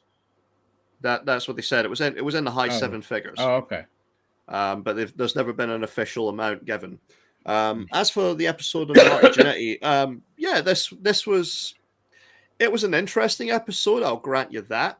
Jannetty was a perpetual fuck up and a drug addict who didn't seem to ever take responsibility for his own actions. He always figured out a way to blame somebody else. And it's unfortunate a lot of the talking heads in this case, I think maybe with the exception of Al Snow, were people who bought into his bullshit, even though they said he's a bullshitter. So, yep. I'm not really sure how much, was fiction, how much was reality in this episode with regard to Jannetty. They obviously brought up things like him putting out the story on social media that he had made somebody disappear, that he killed a pedophile who had attempted to rape him when he was a teenager. But with regard to the episode itself, this wasn't one of the better ones of the season for me. So, what's your view on it, Panny? Yeah, I'm with you. It wasn't, it was meh kind of thing. I think the talking heads that took part in it were not the right kind of talking heads. Would have loved to have had Shawn Michaels come in on this, but it was again. If you know Marty Jannetty, there was nothing that came out of this that was new. Again, he was somebody I loved the Rockers in the day. Them and like Macho Man were kind of why I loved all that kind of. I'd classify it as, kind of lucha wrestling, the kind of high flying wrestling and all this kind of stuff, but the fast paced wrestling as well, because that's, all the kind of stuff I loved. And that's, so I was a huge fan of the Rockers. And I absolutely, again, because I love a good tragic story, that when Shawn Michaels kicked him through that plate glass or threw him through the plate glass, I was there for it. And then Marty Jannetty just disappeared. And I was just like, what the hell's going on? Obviously, I was only a kid at the time. And at the time, I thought these are going to be the next, like, Hogan and fucking Macho Man feuding kind of thing and all this shit. And then Marty Jannetty disappeared. And then, you find out he's just a complete and utter dumb fuck. and just a train wreck of a human being. And so with this episode, it just really didn't cover new ground for me. So it was just, it warranted being on Dark Side of the Ring, but there should have been, I don't know, it was okay. It was nothing special.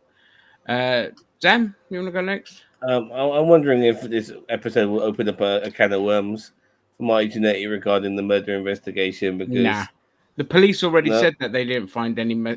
There was never a report for a missing body So or whatever. he's a complete bullshit artist, and even though his career went that way and Shawn Michaels went that way, Shawn Michaels did bring him back into the fold. He'd been born again. I think one of the things he wanted to do was maybe make peace with Marty Jannetty, but Marty Jannetty himself still fucked up. He had a golden opportunity to come back into wrestling, and all of that. This guy theoretically should be a Hall of Famer. Probably not as an individual, definitely as the Rockers. Will that happen? I'm not so sure now, because he's got a lot of baggage. But there's so many other wrestlers in the past have had baggage.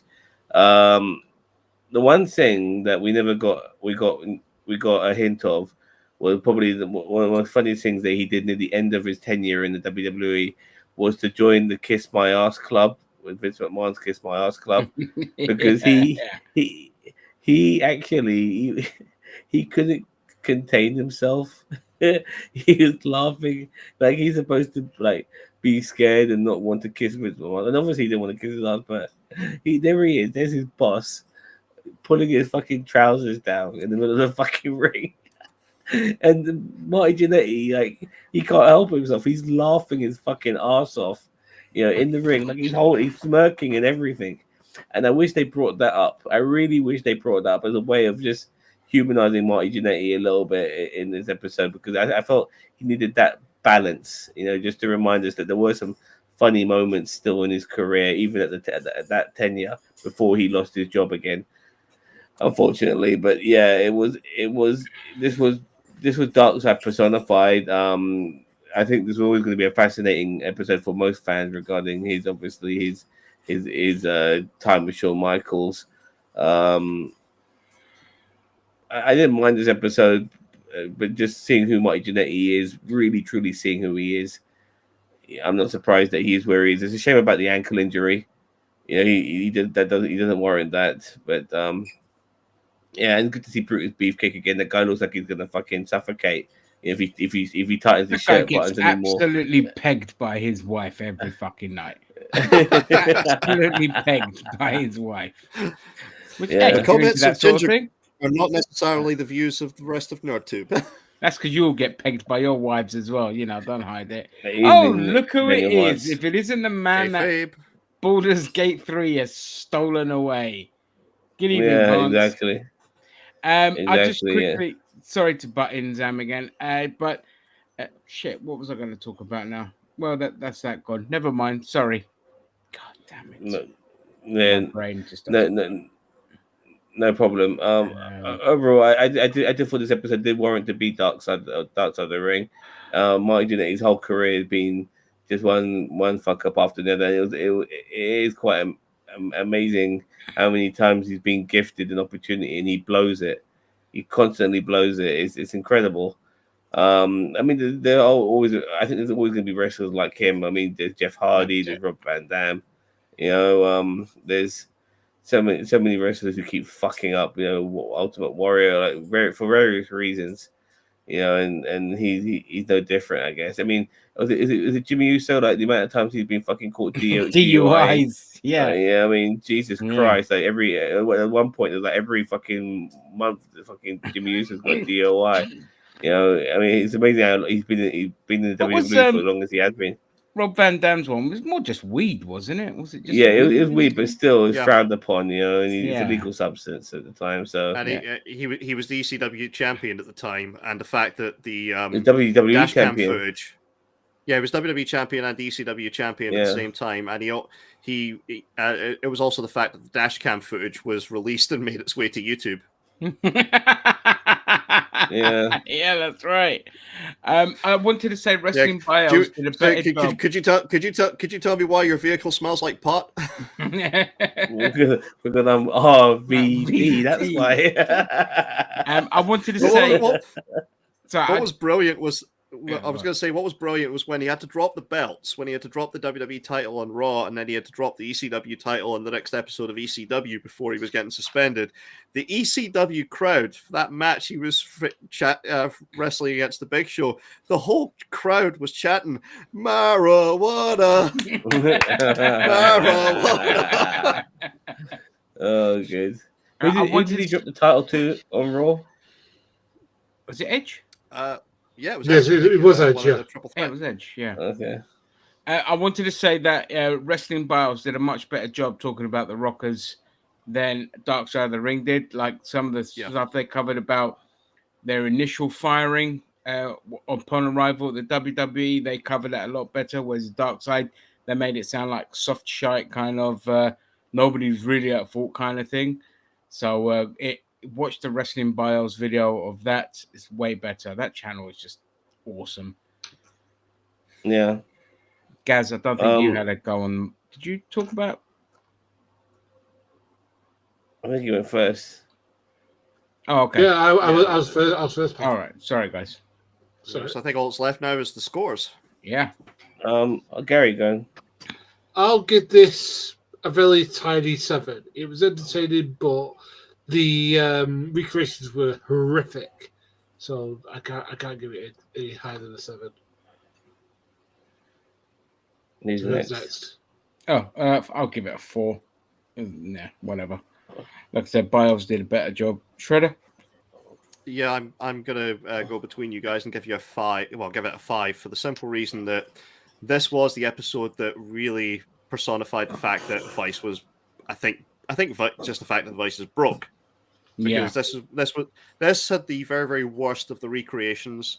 It had probably the worst of the talking heads that they were interviewing for this, and unfortunately, it was a case of just story of Marty being a fuck up and him bullshitting his way through the whole thing. So it wasn't really an honest look at his career. It wasn't an honest look at everything that had gone down. And I agree with you that Wrestling Bios did a far better job when it came to studying the initial run of the Rockers. Yeah. So again, it's a 5, and it was a very, very weak way to finish the season. Yeah. Just that one scene where he talks about the science experiment. Like, why we're wasting time on this? Yeah. Why did you allow that on a fucking documentary? You're right. Yeah. This is bullshit. But I was looking forward to this episode. I thought this would be the crown jewel of the season, but the penultimate episode was. Nevertheless, I didn't think it was that bad. I'll give it a 6 out of 10. Okay. That's it. All right. So just a quick mark on the season. So it's been a long road.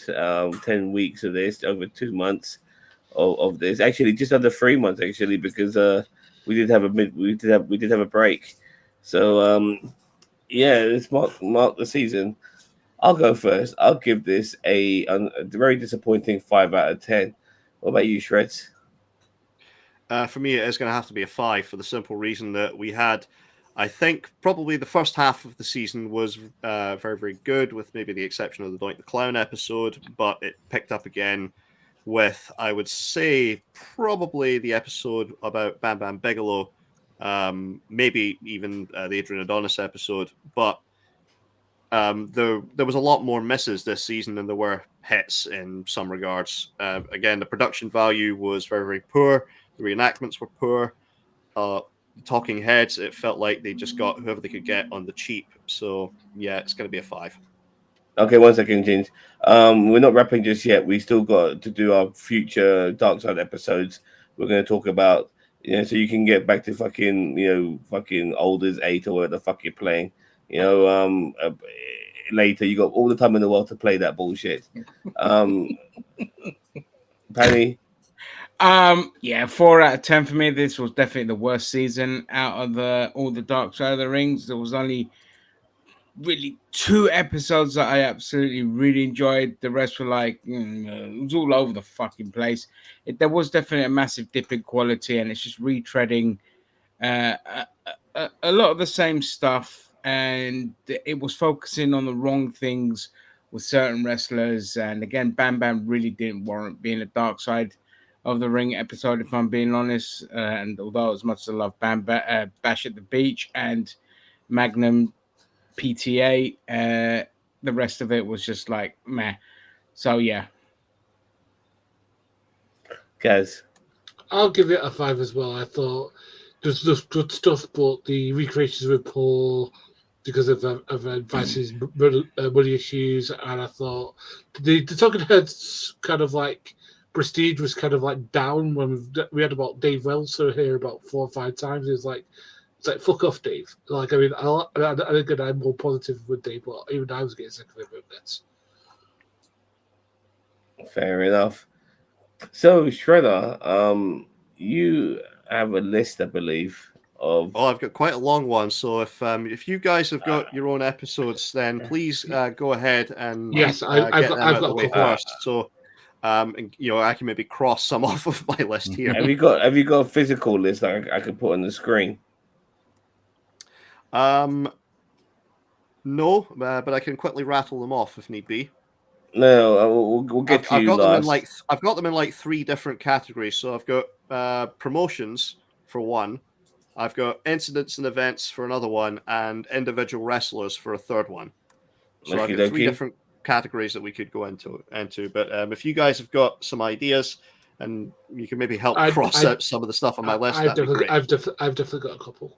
Yeah, go on, guys. What would that So be? the end of Victory Road 2011 is one that definitely comes to mind that needs a Dark Side of the Ring. The fact that clusterfuck. The December. I know about that. The one where Jeff Hardy basically got drugged up and he had to. Oh yeah. Yeah. Why did you say that? Okay. I'd have the Diva Search, all of them, because like they were basically like glorified flaming Playboy searches programs. Glorified casting couches. Yeah. Yeah. I'd also have, if I was going to do wrestlers, I'd probably do I'd probably do Daphne just for what happened, the concussion stuff and stuff like that, and like the stupid stuff that basically led to that happening. So the horrible shit that she was supposed to do with TNA that kind of led to that happening. Because I think she had about 4 or 5 matches that kind of didn't exactly help the matter, and she was like too nice of a person to say no to them. What other ones did I say? I also said I would also put in CZW. What's the one that the British one? Sorry, XPW. XPW, or was it the one where they false advertised a few times? Yeah, and they came back. Was it one PW? No, one PW. One PW. Yeah, one PW. No, one PW. Yeah, sorry. Yeah. And then I would have. I'm trying to think. £1 wrestling. I'd also have like those are the ones that come to my mind at the moment. Does anyone else have a list before Shredded leads off? Well, like something that I always feel. I mean, I don't know if it's necessarily dark side worthy, but I always felt there was an injustice. Was the Matt Hardy Edge Lita love triangle? Like Matt Hardy did nothing wrong, and he's the one who gets sacked because Edge is the superstar who's going to be elevated in the industry. And it wasn't until the fans started making a hoo-ha about it that Vince decided to bring fucking Matt Hardy back. And I thought there could be something there. That. I'm sorry to cut you off, but I wouldn't class that as a dark side. That's just shit booking and managerial decisions. Yeah, fair enough.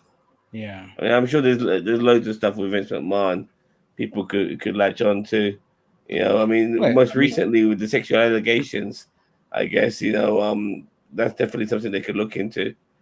Ooh, that would be a very, very tough one in a legal standpoint. You'd probably see Vice or the producers of Dark Side of the Ring being sued out of existence. Yeah, but Vince McMahon definitely should top the list, and you could do at least fucking 5 episodes on him with each I think decade. that's going to be that'll be Uh, posthumous though. Oh, posthumous That's for sure. Yeah, those will be posthumous. Yeah. posthumous. Yeah, I mean, absolutely. because the episode of Dark Side not necessarily have to be always tragic, but it can be also like political, like the nepotism of Triple H, how him being where he is in the industry because he's married to Stephanie McMahon ruined the careers of so many wrestlers who was never able to climb the ladder because he stopped them from doing so. I mean, the only wrestler, in my opinion, maybe your two, throat. trying to the only two wrestlers who kind of maybe elevated themselves with Triple H being there was Chris Benoit and Batista. I can't think of anyone else. Oh, maybe John Cena as well. Yeah. JBL. Against Triple H. Oh, sorry, you meant against Triple H. No, I'm struggling to think of some guys off the top of my head who were elevated against Triple H during that reign of terror. Thank you very much. I mean, you could have a Dark Side of the Ring episode on Triple H as well, because there's all the kind of stuff that he did with like Stephanie McMahon and the whole China thing and the kind of the fallout from that, and then the burial of wrestlers, and then there's the kind of redemption arc of all the good shit he's done with NXT and as a promoter. And so you the got Booker T thing as well. Yeah, and the Booker T thing that is unforgivable, and that's so you could theoretically do Triple H, but for me, I definitely there should be a fucking episode on the speaking out movement. I think that needs to be covered for sure because on my list. Yeah, that was always been the second one on my list, apart from Vince McMahon. And then in terms of other things, I mean, would Sandman kind of qualify for Dark Side of the Ring? Yeah, you probably could get an episode out of him. Yeah, he's done a lot of crazy shit as well, so he could definitely qualify. Raven. He says Randy Orton for some reason. Yeah. Randy Orton? Oh, somebody who got over against Triple H is what he's talking about. Oh, yeah. Randy Orton got over against Triple H? Yeah. I think Triple H couldn't wait to get the fucking belt off Randy Orton the moment Randy Orton was champion. Well, that's because Randy Orton had a shit run. He didn't handle his run very well as well. And then when they fought at WrestleMania after he fucking broke into their house and shit like that, and he beat Randy Orton there as well. Like I never really looked at Randy Orton as somebody who Randy Orton he's elevated, but it wasn't through Triple H in my opinion, or John Cena or anybody really. Oh, okay. Well, look, we're going on too much about fucking Triple H. Let's get back on track here with episodes we want to see. So yeah, I would Raven definitely. I want to see Raven. Yeah, Raven. Remember Raven? Yep. Yeah, I do. But what about him? Didn't he have like a messed up kind of run as well, like substance abuses and he had issues with substance abuses. He's actually a card carrying member of Mensa. Yeah, it was very smart, and he come from a well-to-do family as well. I've got one. The Legion of Doom, Hawk especially. They've done Legion of Doom. Have they? Yeah. No, they spoke about Hawk very briefly in the Collision in Korea, but they did a whole Legion of Doom episode. Season 2, Last Ride of the Road Warriors. Yeah. My bad. I apologize. Let's just go to Shredder's stuff because he's going to have the list. I'm going to be like, oh yeah. Okay, well, as I said, I had quite a substantial list. So, I mentioned in my review of Dark Side of the Ring, the final year, actually probably the final 2 years of WCW could do like a whole season-long arc of Dark Side of the Ring. It's same with TNA under Dixie Carter. You could probably get a whole season out of just that promotion alone. Other promotions, though, that I think could probably warrant an episode. I didn't put down 1PW because I thought it was maybe a bit too niche, but things like Wrestlelicious, that was a women's promotion that Jimmy Hart started with a Powerball lottery winner. Oh my god! I would love to see an episode about that. There's also WEW. Wrestlelicious. Yeah, WEW, which was another women's promotion. Now it was there's two different names that WEW is an acronym of. There's Women's Extreme Wrestling, or in some cases it was marketed as Women's Erotic Wrestling because they mixed porn with it. Lovely. Oh really? So, wow! I want to see some tapes on that. Oh yeah, it's time to do some research. Yeah. There's obviously the infamous Heroes of Wrestling show. They could easily do a dark side about Oh that. my god! Yeah, fucking hell. There's XWF. That's another promotion Jimmy Hart started in. I think it was 2002. Oh, sorry, it was 2001/2002. They did about 10 hours of content, but all the top stars wound up getting signed away to the WWF before they could get a TV deal. Oh fuck! Which included Hogan and Perfect. So really? Oh right, before. Yeah. So this was just before they went back. Yeah, just before Hogan went back to the WWF, he went and worked for it. He did a match against Mr. Perfect. So again, I would love to hear a story about that. There's Shane Douglas's promotion, Extreme Reunion and Extreme Rising. Yeah. There's a lot of fallout with that. There's Ring of Honor and the controversy with Rob Feinstein when he got caught on To Catch a Predator. Mm. Yeah, Yeah. I know. Yeah, fucking so that would be a great one. Other incidents, again, I had Victory Road. I also had Speaking Out. But there's also other things you could put. You've got the Divas era. You've got Black Saturday when the WWF bought Georgia Championship Wrestling. There's the WWF Ring Boy scandal, which involved Pat Patterson. The fuck? Yeah. Pat Patterson and a couple of other people involved in the WWF were accused of sexually abusing underage boys who were involved in the ring crew. Yeah. So, and that was a big scandal when that happened. Yeah. Another one from Japan, though, you've got Aki Yasukawa against Yoshiko, which is known as the ghastly match incident at Stardom, where Yoshiko fucked up the face of Aki Yasukawa. And it's horrific to watch. Other things for a historical perspective: Eddie Mansfield exposing the business. You could do an episode. Yeah, I remember that. You could do an episode entirely about the historic homophobia pro wrestling. No, actually, they didn't. Eddie Mansfield was briefly mentioned when they did the episode about Dr. D. David Schultz, because Eddie Mansfield had spoken in 2020. Yeah. But I would love to hear a whole episode about the actual fallout of Eddie Mansfield exposing the business in the way he did. You've got the Bill DeMott scandal when he was fired as the head trainer for the WWE.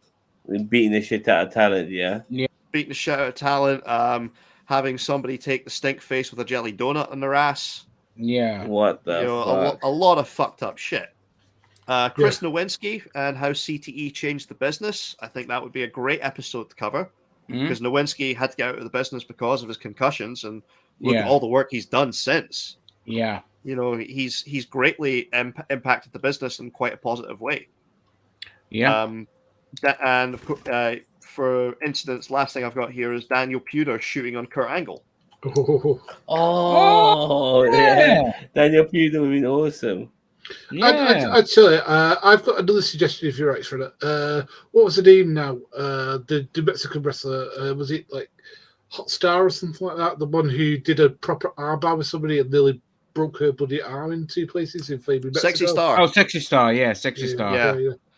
Yeah, that was Sexy Star. You could do a whole episode of Lucha Underground TNA.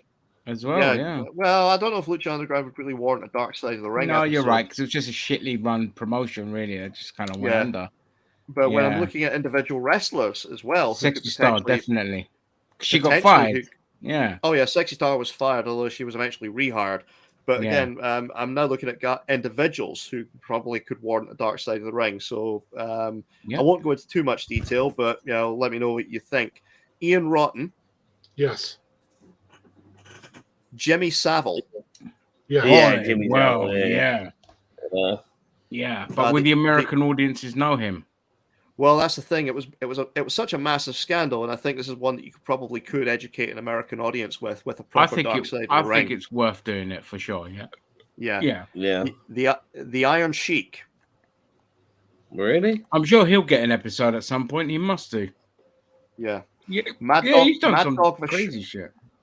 Mad Dog Vachon. I don't even know him. Yeah, I do. That's Luna Vachon's adopted father. Oh. And yeah, no teeth. Oh no, he's infamous for being absolutely fucking crazy. And I mean, as in, he opened the door on an aircraft in midair. Yes. Fucking nutcase. Well, I think he's high on something. Yeah, he was. He'd been given a Quaalude. and he opened the door on an aircraft and started throwing the wrestlers' bags out. Basically, anything that wasn't nailed down. Yeah, he opened it and literally put his head out and says, "I feel like I'm flying." And literally, they all have like have time on the plane. Okay, now. There's the tragic passing of Ashley Massaro. Yeah, that's what to talk about. Yeah. Yes, yeah, Massaro. That was I did have Daphne on treatment. my list. One that I think would be a good positive though is Kurt Angle's decline in redemption. Mm-hmm. Yeah. Perk Angle. I wouldn't go that far. Educate Americans. We know everything we already need to know. You know everything about what you think you need to know. So, other wrestlers I've got down for potential episodes. There's Less Than Perfect, The Fall of Kurt Hennig. Oh, he definitely needs a dark side of the ring. Oh, actually, regarding Kurt Angle, how about him and Jeff Jarrett and his Karen wife playing Jarrett away from home? Karen, yeah. I mean, there's something there, maybe. Well, I think that could probably easily be covered in a full documentary about Kurt Angle. The fact his marriage fell apart, and obviously the fallout from that. Yeah. But there's still other options. They still remain like they were very amicable about it after the fallout because they used the whole angle in TNA, and they all just went along with it. I couldn't believe it. Like Karen was fucking incredible. Like in that storyline. Yeah. Like she just Vicky Guerrero mark too. Yeah, exactly. Sorry, Shredder, go on. Oh, that's fine. Right. So the other wrestlers I've got, the Legend of Haku. Yeah. Oh, Haku. Oh my God. Yes. Lots of stories. Yeah, the stories about him, they absolutely warrant a Dark Side episode. Yeah, the hardest fucking business. Oh, I've got another one. Steve Blackman.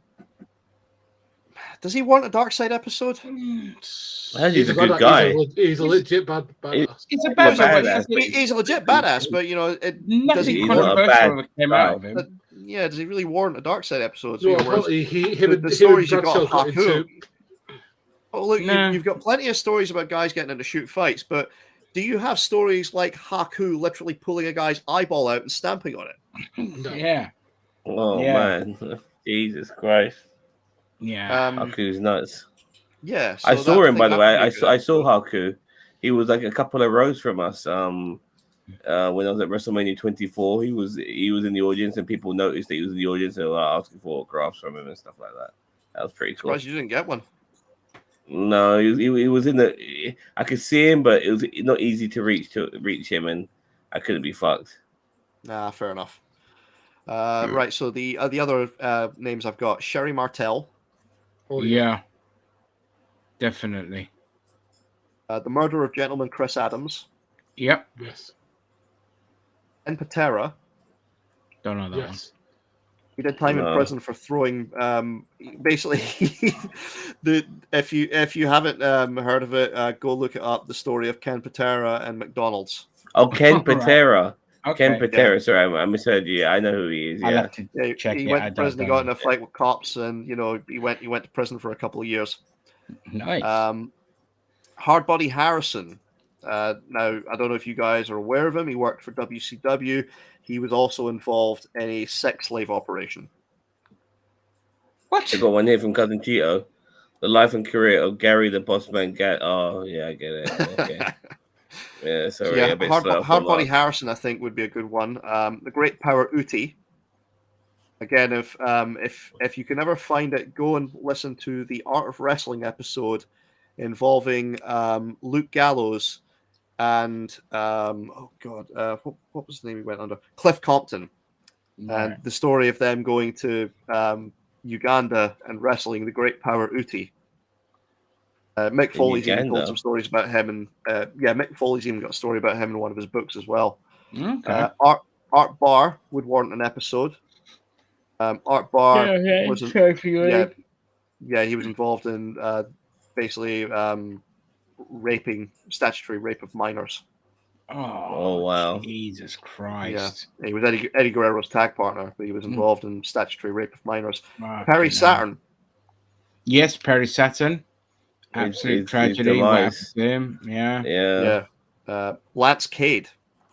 Yeah, Lance Cade. You're 29 years old and dying from. This is unbelievable. Muhammad Hassan. Yes. Yeah, definitely. There's one that definitely deserves a dark side. Mind you, he's doing really well though. But that period, you have to focus on the period of the Muhammad Hassan. Oh yeah. We're talking exclusively about his run as Muhammad Hassan and all the issues he dealt with from that. Yeah, if you haven't seen it, go watch his interview with Chris Van Vliet where he talks about it. Brilliant interview. I love Chris Van Vliet. Like the guy, he doesn't care. He'll ask any questions you want. So yeah, that's a great one, Shredder. Rock and Roll Buck Zumoff. Don't know that one. Right. Well, he's quite infamous. Basically, he raped his own children. Oh no, another Grizzly Smith. It's going to be quite a grisly story, and this was over a long period of time. Lowdown. We already mentioned this one. Yeah, Gaz mentioned. We already mentioned this one. Lowdown. Yeah. Sorry, Teddy Hart, I think, deserves an episode. Who? Teddy Hart, I think, deserves an episode. Yeah. Yeah. He's a piece of work. He is. How many opportunities with WWE did he fuck up? Oh, absolutely, and also with the every fact promotion. And there's also the story about the young woman who went to train with him, who lived with him, and then just completely fucking disappeared. Yeah, never to be seen again. Yeah, and Teddy Hart's own father has basically was it his father or was it his stepfather? But he basically said, "Oh no, it was his father," and he said that, "Look, if that had been my daughter, I would want Teddy in jail, but Teddy is obviously my son, so I want to do everything I can to keep him out." Mate, even if that's my son, I'm not doing anything to keep him out. If they did what they did, you reap the consequences, mate. Absolutely. And the final name I've got on my list for wrestlers, and again, I think this would be a great documentary piece, would be the Exotic Adrian Street. Yes, 100%. Yeah. Kind of. Wasn't he like... Sorry, go on, Zam, before I talk. Go on. I'm going to talk about something. Just like Adrian Street and that kind of flamboyant wrestler that he was, and beating the shit out of James Savile as well, wasn't it? Yeah, he did. He's it's a wrestling urban legend that Jimmy Savile's last match was against Adrian Street because Street beat him black and blue. Yeah, ripped his hair out, dropped him on his head repeatedly, but no, Savile actually did have one more match afterwards. I'm going to look for that on YouTube for sure. I was thinking, I know we kind of got a lot of him in the Grizzly Smith episode, but I think Jake the Snake Roberts deserves an episode just about Jake the Snake Roberts because his life has been all over the fucking place, and he's still alive to talk about it, and he's had redemption as well, which is good. Well, I mean, yes, but what was the show? The one where Brett screwed? No, Grizzly Dark Smith. Side of the that documentary Beyond the Mat covered Jake the Snake really well. Yeah, you're right about that. Yeah. Well, and also DDP did one too, the Resurrection of Jake the Snake Roberts.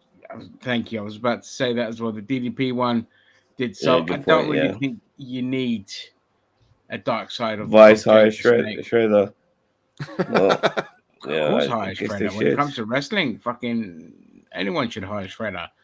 Yeah, for sure. Wrestling promotions should bloody hire Shredder. I wouldn't go that far. I would. Fucking, are you kidding me? I would in a heartbeat. So yeah, that's be a better booker than whoever does South Pro at the moment. Absolutely, mate. Fucking on both promotions. So that was a little bit between the eyes. Sorry. Yeah, that's it really. Anything else? Sorry, Shredder, do you have more? No. That was the final one on my list. Was Exotic Adrian Street. That was fucking beautiful list. But as I said, if I was to do a full season on any one promotion, it would be TNA under Dixie Carter or the final 2 years of WCW. Yeah. Yeah. Right? Well, no, the reason I said haven't China. said China. Look, I haven't said China for the simple reason that there was a fantastic Vice piece about her final days, and Yes. you know, I don't think there's any more that can really be covered beyond that. We actually reviewed the China documentary for NerdTube, and it was heartbreaking to watch, Yeah. but it was Yeah. very, Yeah, very and, like, well done. And sometimes, you know, like you do get an episode where both A&E and Vice are doing it, like the Ultimate Warrior episode, and there's not much really between them. Actually, I was actually kind of disappointed by the Vice episode of Ultimate Warrior because we didn't get much more news than we already got from A&E. So, yeah. Yeah, they wanted to get in there first. Well, and the exactly. fact that there was a lot of whitewashing of Ultimate Warrior's history, Yes, which I there wish was. Vice had covered a lot more in depth. Yeah. They absolutely should have done for Dark Side of the Ring, because I brought up some quotes from the Warrior when we did our review, and they weren't in that episode. All the homophobic things like saying stuff.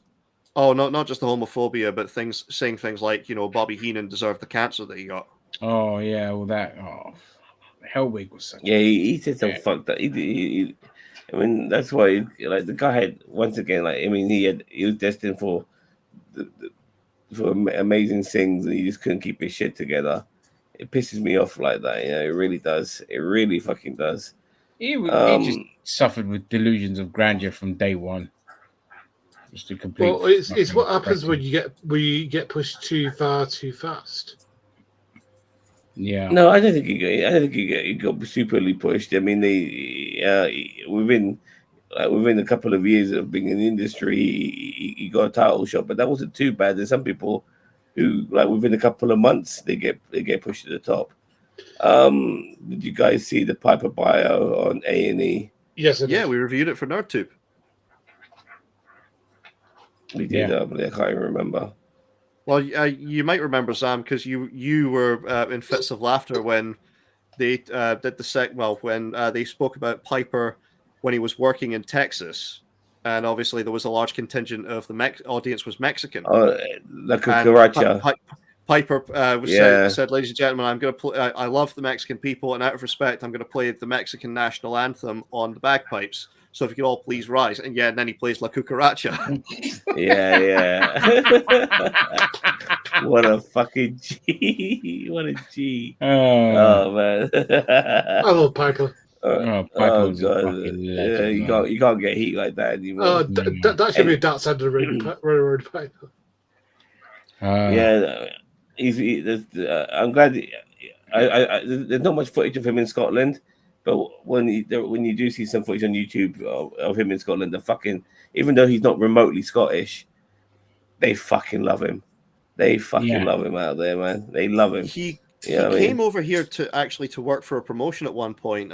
Basically, there was a promotion in Dundee. It was called SWE, Scottish Wrestling Entertainment. They brought over a couple of ex-WWE guys.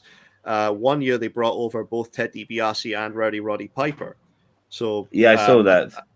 But there's a picture of Piper actually sitting in a throne that he's not supposed to be in. What, the Queen's throne? No, he went and toured. He went and toured a historic castle, and obviously they've got some old thrones there. Piper ignored the fact you were not supposed to sit on them, but he is literally sitting on a throne in a Scottish castle. Legend. Yeah. Well, if anyone's allowed to, it should be him. The Canadian guy who learnt the fucking bagpipes, I'm sure the Scottish people respect him for that alone. You know what I mean? So, he wears the kilt with pride. I've worn a kilt once. It's fucking awesome, man. It's fucking awesome. I love wearing that. Scotland. You get to, all your nuts get to breathe, and that is very. Oh, mate, yeah. I was just a bit worried about the aroma, coming out from my crotch if it's gonna get after building up a little bit of sweat. You know what I mean? Like, oh shit. And a little bit chafing going on as well. Yeah, the chafing was the worst part for me when I got thunder eyes. But You're welcome. All right, so okay, guys, let's wrap this up. So tomorrow, just so you know, we're going to be doing a season recap of Star Trek, Strange New World season 2.